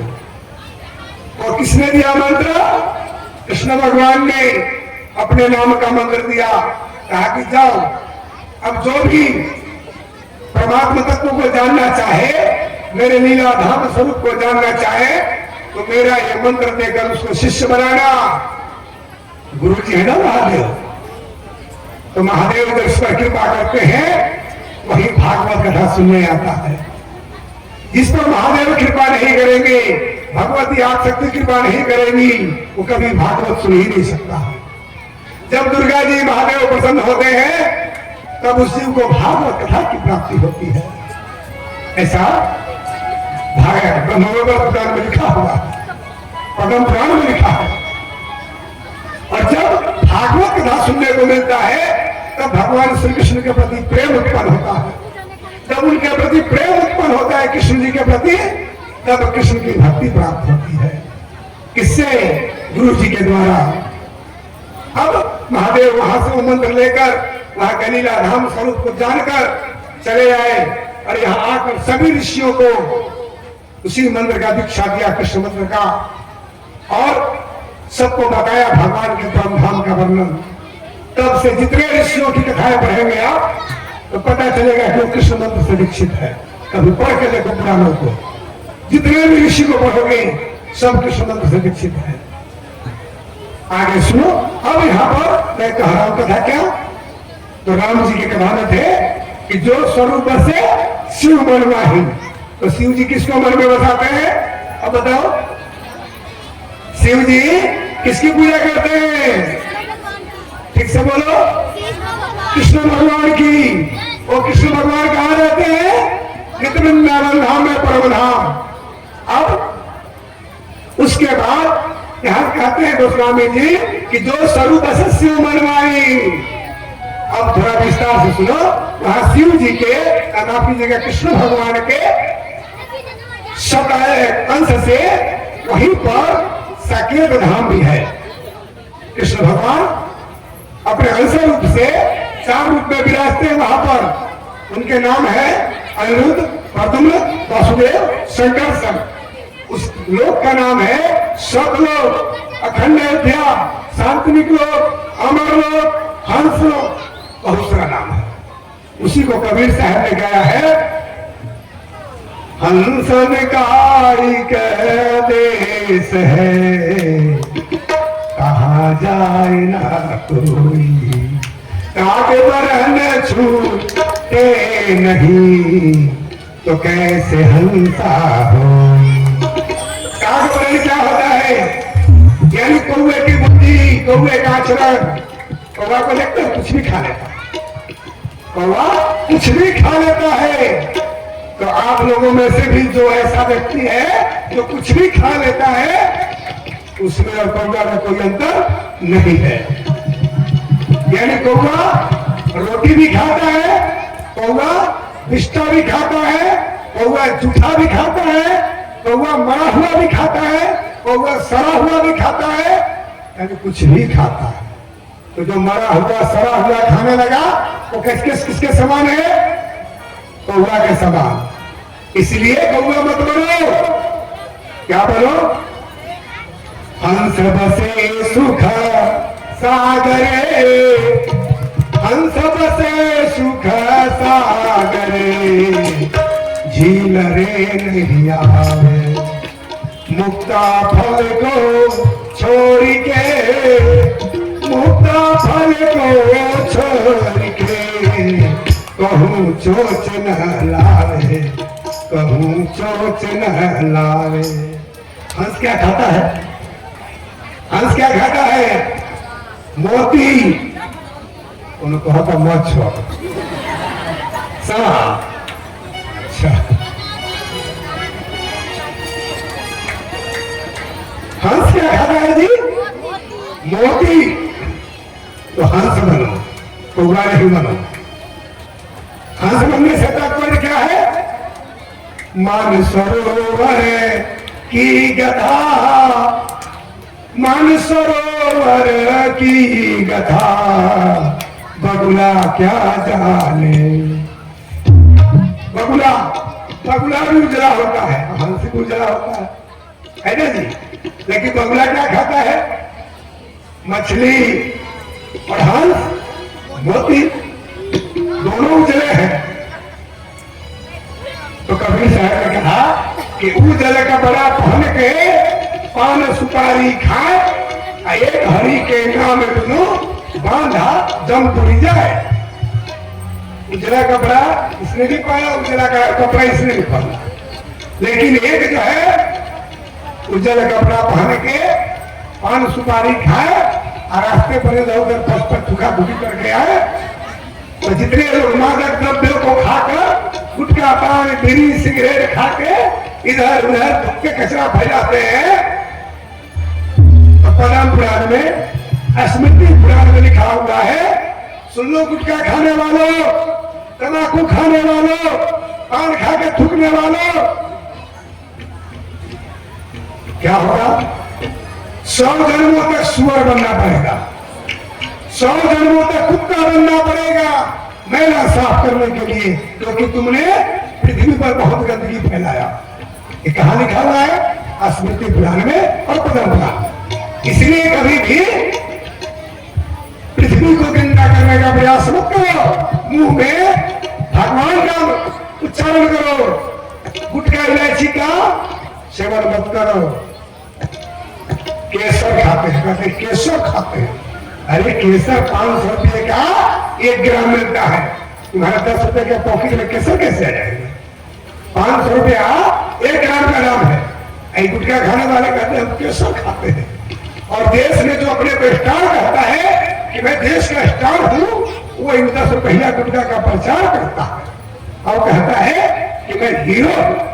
अरे वो हीरो नहीं, राक्षस है, जो देश में इतना बड़ा नाम कमा के चंद रुपयों के लिए गुटखा का प्रचार करता है, शराब का प्रचार करता है। ये सब गंदे लोग हैं। तो चाहे कोई फिल्म अभिनेता हो, ऐसे गंदे लोगों के चलते ही हमारे नौजवान और बिगड़ते जा रहे हैं, गंदी वस्तुओं का सेवन करते हैं। कि जब अजय देवगन खाता है, अक्षय कुमार खाता है, शाहरुख खान खाता है, तो हम कैसे नहीं खाएंगे? अरे 2 करोड़ रुपया कमा के रख लिया, वो अपने बाप का नहीं खाता, लेकिन तुम लोग तो अपने बाप के खा रहे हो। कैंसर हो जाएगा, इन्फेक्शन हो जाएगा, और इलाज कराएगा, तो बाप का 1 कट्ठा जमीन बचाएगा, 2 कट्ठा जमीन बचाएगा, उसी से इलाज कराया जाएगा। इसलिए इन गंदे पदार्थों को मत खाओ। आगे तो हम बताए कि शिव जी किसको पूजते हैं जी? कृष्ण भगवान को, और वही कृष्ण भगवान के अंश रूप सतलोक निवासी भगवान राम, जो अखंड अयोध्या में वास करते हैं, प्रकृति से परे, उन्हीं के अवतार वहां पर चारों भाई वहीं से सतलोक अखंड अयोध्या से आकर यहाँ अवतार लिए। उनके नाम हुए राम, भरत, लक्ष्मण, शत्रुघ्न। अब उन्हीं के लिए गोस्वामी जी ने लिखा है रामायण में, कहा लिखा है? बाल कांड में 143 दोहा, 3रा चौपाई। क्या लिखे हैं? नेति नेति जहि वेद निरूपा, निजानंद निरूपाधि अनुपा। कि वेद जिनको नेति नेति कहते गाया कि हमने नहीं जाना, हमने नहीं जाना, उस निजानंद वो उपमा रही, उपाधि रही। नेति नेति जहि वेद निरूपा, निजानंद निरूपाधि अनुपा, शंभु विरंची विष्णु भगवाना, उपजहि जासु अंश बेनाना। जो निजानंद उपमा रहित है, उपाधि रहित है, और जिसके अंश से, उसके एक अंश से असंख्य ब्रह्मा, असंख्य विष्णु, असंख्य शिव जी उत्पन्न होते हैं, वो प्रभु राम है। समझ में आया?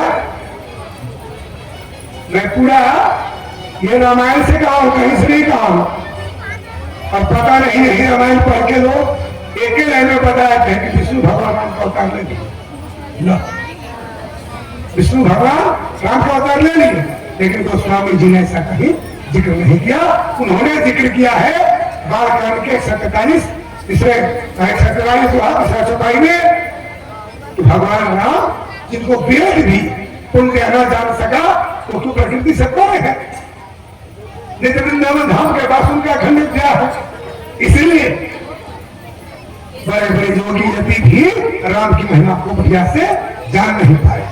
अब वही राम पिता का वचन रखने के लिए वन को जाते हैं। बाकी तो कथा आप लोग जानते हैं। वन को जाते हैं जब वन को जाते हैं, नहीं थोड़ी सी और कथा मैंने छोड़ दिया, सीता जी की कथा। सीता कौन थी? कल मैंने एक प्रश्न किया था कि एक स्त्री जिसने रामायण भी करवाया, महाभारत भी करवाया, वो कौन स्त्री है? उसका नाम है वेदवती। क्या नाम है? सीता का पूर्व जन्म का नाम वेदवती। वह वेदवती पूर्व जन्म में भगवान श्री कृष्ण की तपस्या की, और भगवान श्री कृष्ण वही वृंदावन धाम में विहार करने वाले कृष्ण भगवान ने उसे दर्शन दिया। कहा कि देवी बोलो क्या वर चाहिए, तुमने मेरी तपस्या किसने किया? वो कहती है हे श्याम सुंदर, हे नटवर नागर, मैंने सुना है ऋषियों के मुख से, और आज देख भी रही हूं कि पूरे विश्व ब्रह्मांड में, त्रिलोकी में आपके जैसा मनमोहन कोई नहीं है, इसलिए मैं आपसे विवाह करना चाहती हूँ, आपको मैं पति बनाना चाहती हूँ, इसलिए मैंने आपके लिए तपस्या किया है। तो वेदवती के लिए जब भगवान आ सकते हैं, तो क्या आपको ये नहीं आ सकते? जरूर आएंगे। आएंगे कि नहीं आएंगे? तो जब बुलाएंगे तब ना आएंगे। तो घर को मंदिर बनाओ, घर को पवित्र रखो, और उस घर में भगवान को बुलाओ। अब वेदवती ने बुलाया, तो वेदवती को भगवान श्री कृष्ण ने दर्शन दिया और कहा कि हे देवी, इस जन्म अभी संभव नहीं है, मैं आपसे कुछ चाहता हूं। वेदवती कहती आज्ञा कीजिए प्रभु। भगवान कहते हैं कि तुम्हें मेरी लीला में सहयोग करना होगा। कैसे? तो 2 जन्म में तुमको मेरे लीला में सहयोग करना होगा। पहले में जब हम राम बन के आएंगे, उसमें तुमको सीता बनना पड़ेगा। कौन सीता? छाया सीता। और अभी जनकपुर वाली नहीं, वो अलग सीता है। अब उसकी भी कथा कहूंगा, उसकी भी जो कथा कहूंगा वैसे ही जो कोई नहीं जानता। अब वेदवती कहती है कि और क्या करना होगा प्रभु? भगवान कहते हैं कि तुमको छाया सीता बनना होगा और लंका का विध्वंस करना होगा आने वाले समय में।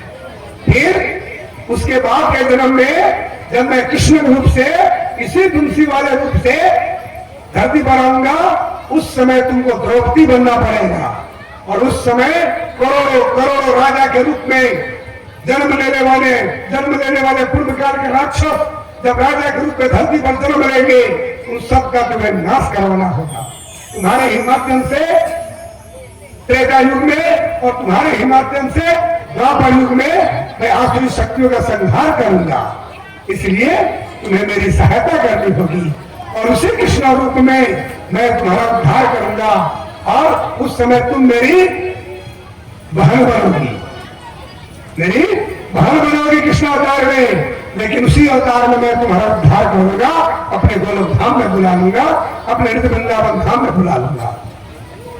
वेदवती ने जो आज्ञा कहकर स्वीकार कर लिया, और तपस्या के द्वारा अपने शरीर को भगवान में मिला दिया।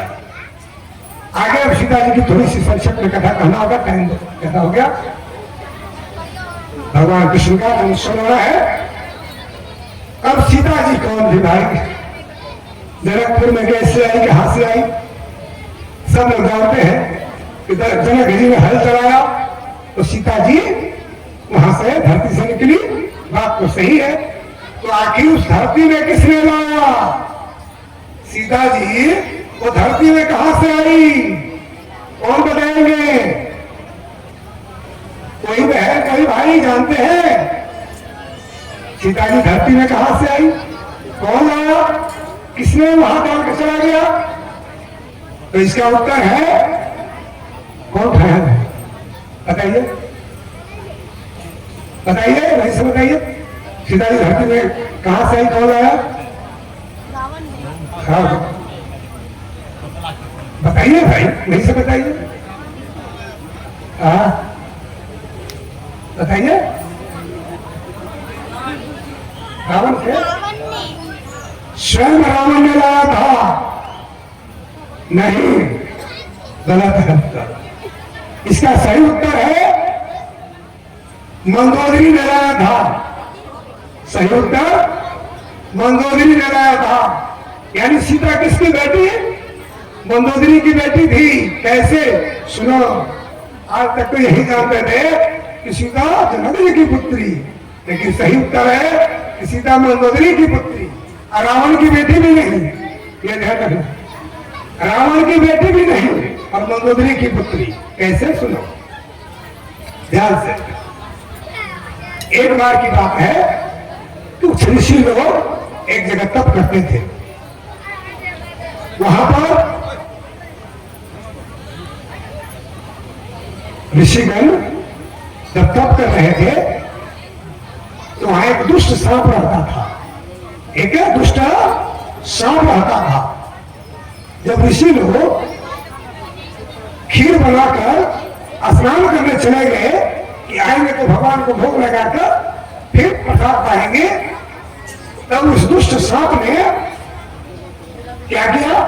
उसमें विष डाल दिया उस खीर में, गरम खीर में, कि आएंगे वो ऋषि लोग खा के मर जाएंगे। ये सब एक छिपकली देख रही थी, छिपकली देख रही थी।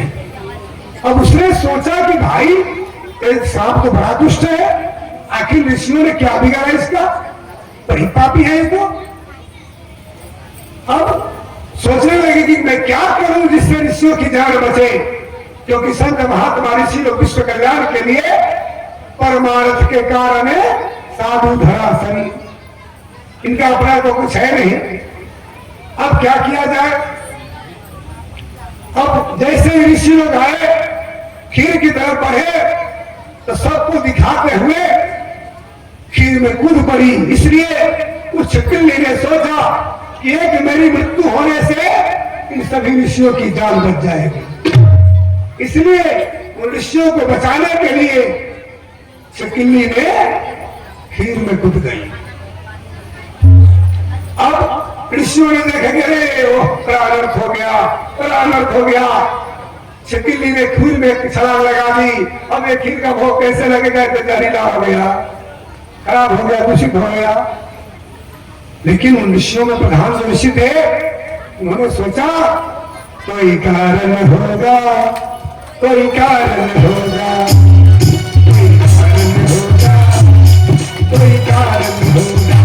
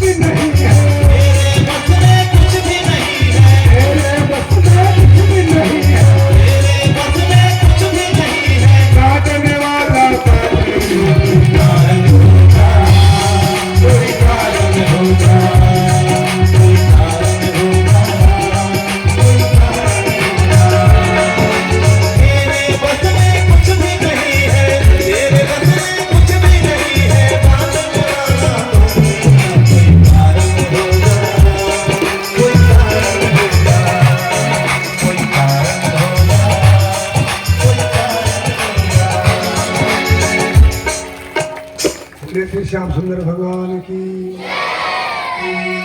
ऋषियों ने देखा ध्यान मग्न होकर कि आखिर छिपकली हम लोगों को दिखाकर खीर में क्यों कूदी।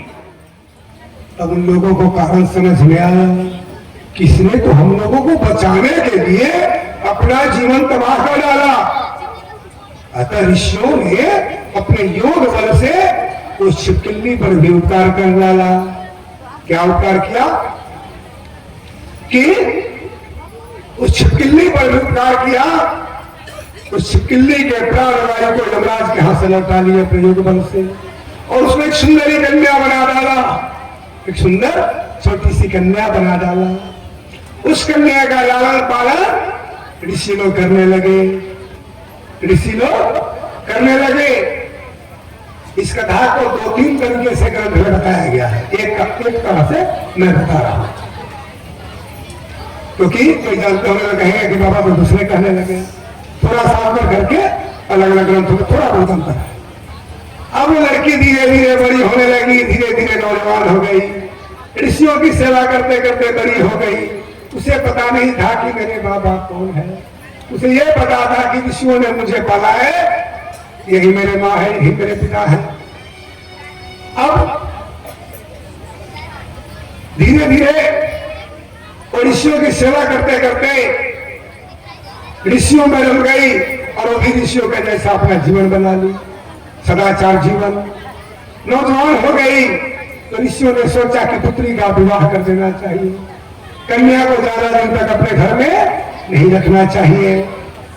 फिर एक दिन की बात है कि ऋषियों के कपड़े धो रही थी वो कन्या, उस कपड़े में एक धोती में एक ऋषि का बीज चिपक गया था किसी कारणवश। अब उसको पता नहीं था कि क्या है, उसने दांत से खींच डाला, चिकनाई के चलते फिसल के उसके पेट में चला गया। ऐसे तो बच्चे का होना किसी साइंस में प्रमाणित नहीं करता है, लेकिन परमात्मा कभी कभी अपनी मनमानी कर लेते हैं कोई लीला रचने के लिए। तो बहाने ये बना और वह कन्या गर्भवती हो गई। सागर से भी बुझती नहीं कभी किसी की प्यास, कभी किसी की प्यास। सागर से भी बुझती नहीं कभी किसी की प्यास, कभी किसी की प्यास। सागर से भी बुझती नहीं कभी किसी की प्यास, कभी किसी की प्यास। कभी एक ही बूंद से हो जाए,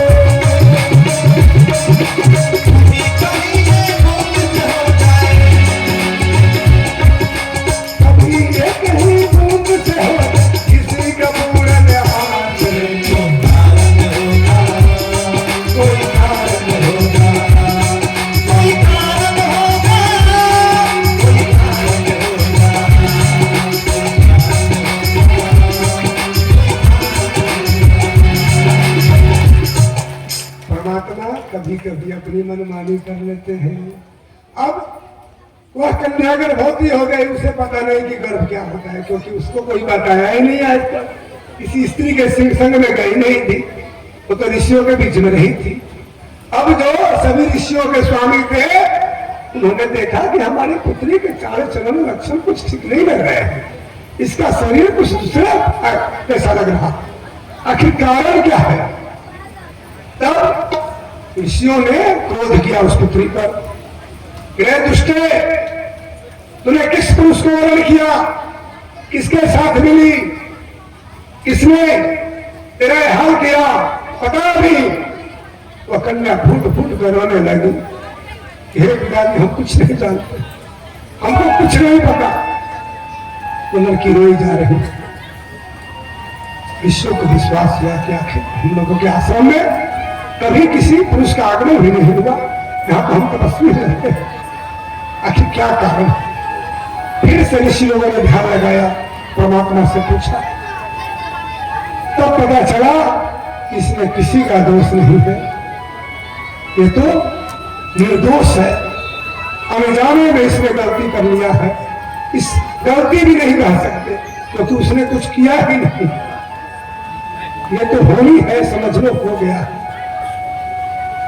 कोई कारण होगा, कोई कारण होगा,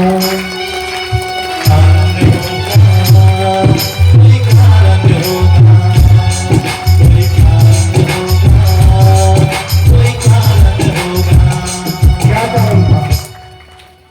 अब ऋषियों ने सोचा कि अगर ये कन्या हम लोगों के पास रह गई तो साधु संतों की बड़ी बेइज्जती होगी कि नहीं होगी। लोग क्या सोचेंगे कि देखो जिस कन्या को इन लोगों ने बचपन से पाला उसी से बच्चे भी पैदा कर दिए, कितने नीच है ये लोग। सचमुच गोस्वामी जी कहते हैं भगवान के अवतार के बारे में, जब जब हो धर्म की हानि। धर्म की हानि क्या है? धर्म की हानि किसे कहा जाता है? जब किसी साधु संतों के द्वारा ही स्त्रियों की इज्जत प्रतिष्ठा ना बचे तो समझ लो कि धर्म की हानि हो रही है। जब साधु संत ही पर नारियों का सेवन करने लगे तो समझ लो कि धर्म की हानि हो रही है। अब इस समय धर्म की हानि किससे हो रही थी? उस समय रावण से। कैसे? रावण ने सीता जी को हरण किया, साधु बन के आया, महात्मा बन के आया, जिस पर लोग अंधा विश्वास करते हैं, और वो क्या किया? छल से सीता जी को हर ले गया। ये क्या हुई? धर्म की हानि। कैसे? कि जो धर्म रक्षक है वही धर्म के साथ खिलवाड़ कर रहा है। तो क्या हुआ? धर्म की हानि। और फिर आता है धर्म की गिरानी। तो धर्म की गिरानी क्या होती है? जब अपने ही घर में अपने ही बेटी बहुओं की प्रतिष्ठा ना बचे, इसे कहते हैं धर्म की गिरानी। तो भगवान श्री कृष्ण को आना पड़ता है। यदा यदा हि धर्मस्य भवति भाव, यदा यदा ही धर्मस्य अभ्युत्थान, धर्म के महाभारत काल में धर्म की गिरानी हो रही थी। कैसे? कि अपने ही घर में अपने बहू की प्रतिष्ठा दांव पर लग गई। दुर्योधन अपने घर की स्त्री को भरी सभा में निर्वस्त्र करना चाहा, और वहां बड़े बूढ़े ससुर जी, पर ससुर जी, गुरु जी, आचार्य जी सब बैठे हैं, लेकिन सबके आंखों पर मोतिया बिंद लग गया, कान में भी ठुस लिए सब, और उस बहू का रोना चिल्लाना कोई नहीं सुन रहा है। तब भी धर्म की गिरानी, इसे कहते हैं धर्म की गिरानी। जब अपने ही घर में अपने ही बेटी बहुओं की इज्जत न बचे तो क्या हुआ? बताओ क्या हुआ धर्म के साथ? गिरानी। तो रामायण काल में क्या हुआ था? धर्म की हानि। और द्वापर में धर्म की गिरानी, और कलयुग में दोनों साथ साथ। जो साधु संग कहे जाते वो पखंडी हो गए, धन के लोभ से कथा सुनाते हैं, स्त्री धन सबका भोग करते हैं, और घर वाले ही घर की बेटी बहुओं के प्रतिष्ठा कार्य कर देते हैं। तो ये क्या हुआ? धर्म की हानि भी और धर्म की गिरानी भी। इसीलिए लोग अनायास से कह देते हैं कि कलयुग नहीं भ्रष्ट युग हो गया है, क्या किसी पर विश्वास करने योग्य नहीं रह गया है। आगे सुनिए कथा। अब ऋषियों ने क्या किया? सोचा कि भाई जल्दी से इस कन्या को हटाओ, अपना पीछा छुड़ाओ, अन्यथा बेइज्जती होने में देर नहीं लगेगी। तो ऋषियों ने सोचा कि हमारी कन्या तो बहुत सुंदर है, तेजस्वी है, इसको तो कोई भी राजा वरण कर लेगा। तब उस समय के दो बड़े वीर बाली और रावण, दोनों को ऋषियों ने एक साथ निमंत्रण भेजा। एक ना एक कोई भी वर्ण कर लेगा, एक को नहीं पसंद आएगी दूसरे वर्ण कर लेगा। जब दोनों आते हैं एक ही साथ तो दोनों को पसंद आ गई कन्या। वो कहता है कि मैं ले जाऊंगा, वो कहता है कि मैं ले जाऊंगा। अब एक लड़की तो घर कैसे जाएगी? अब एक रावण एक तरफ हाथ पकड़ लिया, बाली एक तरफ पकड़ लिया, दोनों खींचने लगे उस लड़की को, मैं ले जाऊंगा, मैं ले जाऊंगा। अब वो कन्या फेरे में पड़ गई, कहती है अपने पिताओं से कि मेरी रक्षा कीजिए, साधु संतों से। तब उन लोगों ने अपने योग बल से उस कन्या को दो रूपों में बांट दिया। दो कन्या हो गई, और एक हो गई मंदोदरी, एक हो गई तारा। अब एक को ले गया रावण, एक को ले गया बाली।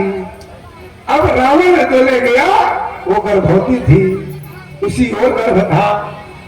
अब मंदोदरी ने एक शर्त रखा रावण से कि मैं आपके साथ चलूंगी, लेकिन एक शर्त है। वो शर्त क्या है? कि मैं जब तक नहीं चाहूंगी आप मुझे पत्नी जैसा व्यवहार नहीं करेंगे। रावण ने सोचा कि भाई ये कौन सा झंडा हो गया। तब कहता है कि आखिर एक समय हो गया। तो कहती है कम से कम 1 बरस, क्योंकि मैं जानती थी कि मैं एक गर्भवती हूँ। मैं जब बच्चे को जन्म दे दूंगी उसके बाद इसके पास जाऊंगी, अन्यथा को मार मार के बुला देगा। जब जान जाएगा कि ये मायके से ही लेके आई है, कोर्ट है, तब बताओ कोई पुरुष रखेगा ऐसी कन्या को? कोई नहीं रखेगा। अब रावण ने सोचा कि चलो 1 साल की बात है, इसकी बात मान जाते हैं।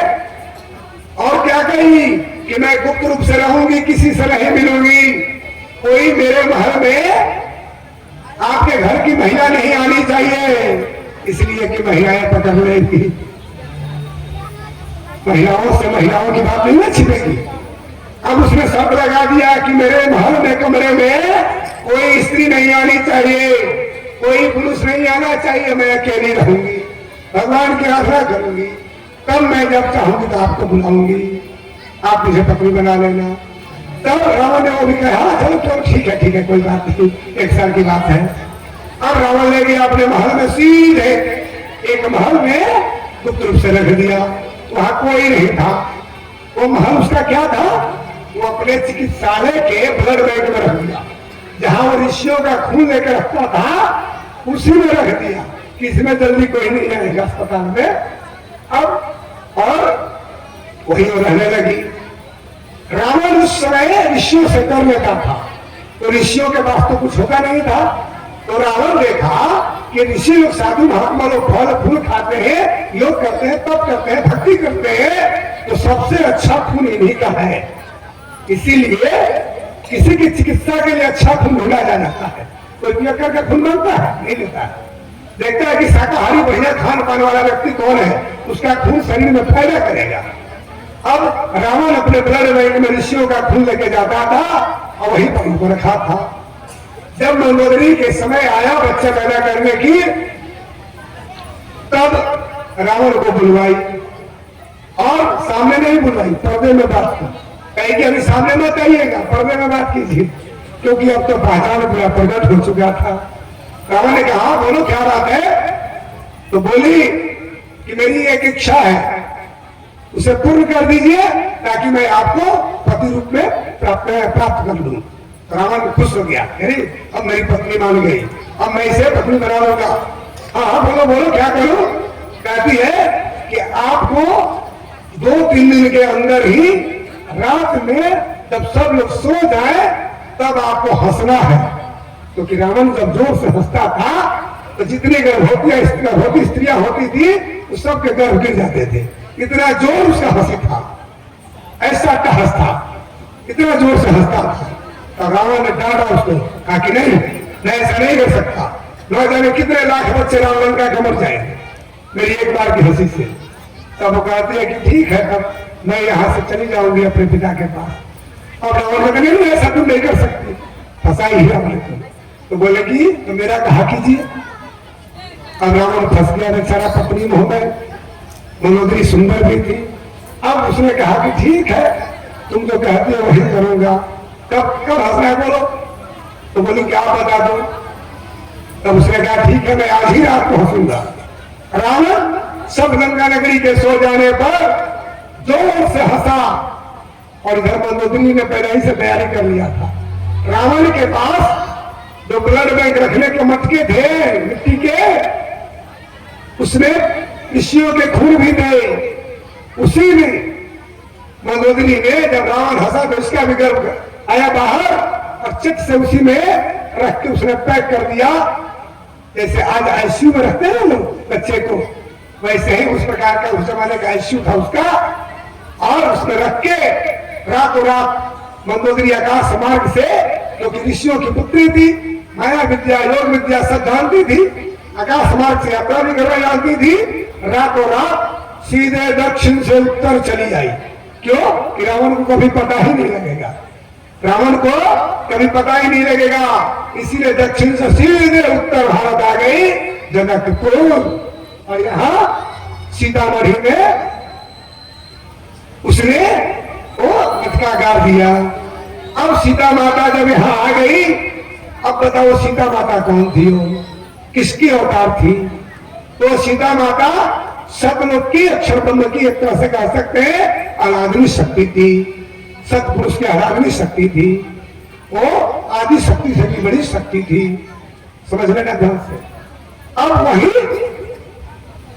अकाल पड़ा, जनक जी ने हल चलाया सबके कहने से, और वही सीता जी निकली। इनका नाम सीता कैसे पड़ा? हल के अगले भाग को सीता कहते हैं, इसी से उनकी पति हुई, इसीलिए इनका नाम सीता रखा गया। और जनक जी की पुत्री कहलाई, जनक जी ने पालन पोषण किया, इसलिए जनक नंदिनी कहलाई।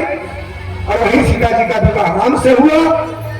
और बाकी भी बहनें थी जनक जी की पुत्रियां, लेकिन सबसे बड़ी इसमें कहलाई सीता, क्योंकि तो पहले पुत्री के रूप में यही मिले थे। और यही सीता दशरथ जी के घर की रौनक बढ़ाई। और जब राम जी के साथ वन में गई तो राम जी ने इन्हें अग्नि को सौंप दिया कि हे अग्नि देवता, मेरी धर्म पत्नी को रखिए, क्योंकि अब मेरा जीवन जो है संघर्षों का जीवन यहां से शुरू होता है। अब संघर्षों का जीवन यहां से शुरू होता है, इसलिए मेरी पत्नी को रखिए और मेरी छाया सीता को दीजिए। छाया सीता कौन थी? नाम बताया है? क्या नाम था उसका? वेदवती। क्या नाम था? कृष्ण भगवान की तपस्या की थी पहले। अब वही सीता लंका नगरी को गई और लंका का विध्वंस करा के, फिर रावण का सर्वनाश करा के, और फिर वापस राम जी के जब शिविर में आती है तो राम जी लक्ष्मण को कहते हैं कि अब सीता की अग्नि परीक्षा होगी। लक्ष्मण जी गुस्से से भर जाते हैं कि भाई आप कैसे कठोर हो, कैसे निर्दयी हो, मेरी भाभी मां की परीक्षा लेना चाहते हो। लेकिन लक्ष्मण जी ये बात नहीं जानते थे कि असली सीता नहीं है, नकली सीता है। यहाँ करना यह था सिर्फ कि राम जी को असली सीता लेना था और नकली सीता अग्नि के हवाले कर देना था। तब लक्ष्मण जी को बताना पड़ा राम को।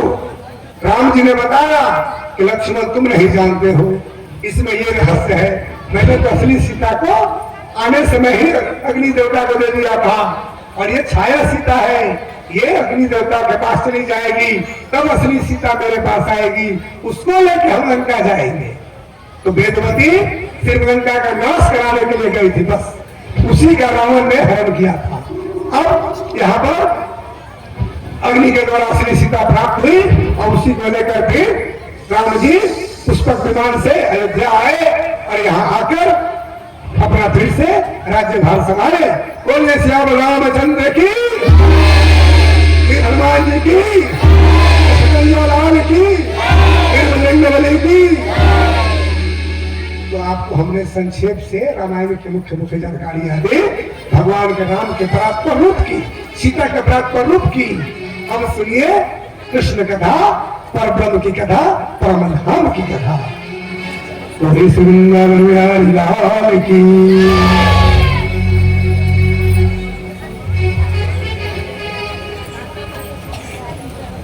चलिए एक बार भजन हो जाए थोड़ा, बहुत लोग सो रहे हैं, जग जाए, आलस में भाग जाए तो कैसे भजन होगा? झूमने मस्ती में है तो बैठे बैठे।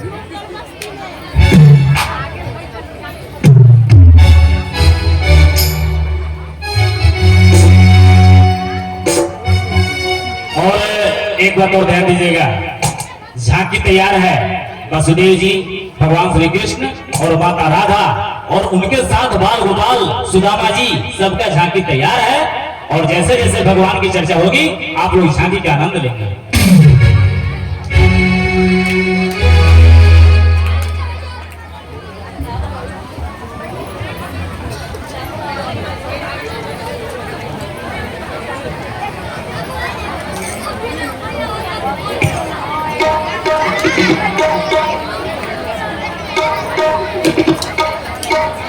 बोली श्री कृष्ण की। कैसे भगवान के भक्त हो गई, हाथ उठा लेता तब तो सब लोग के नाचेंगे। तो चलो एक बार झूम लो, नाच लो कन्हैया के प्रेम में।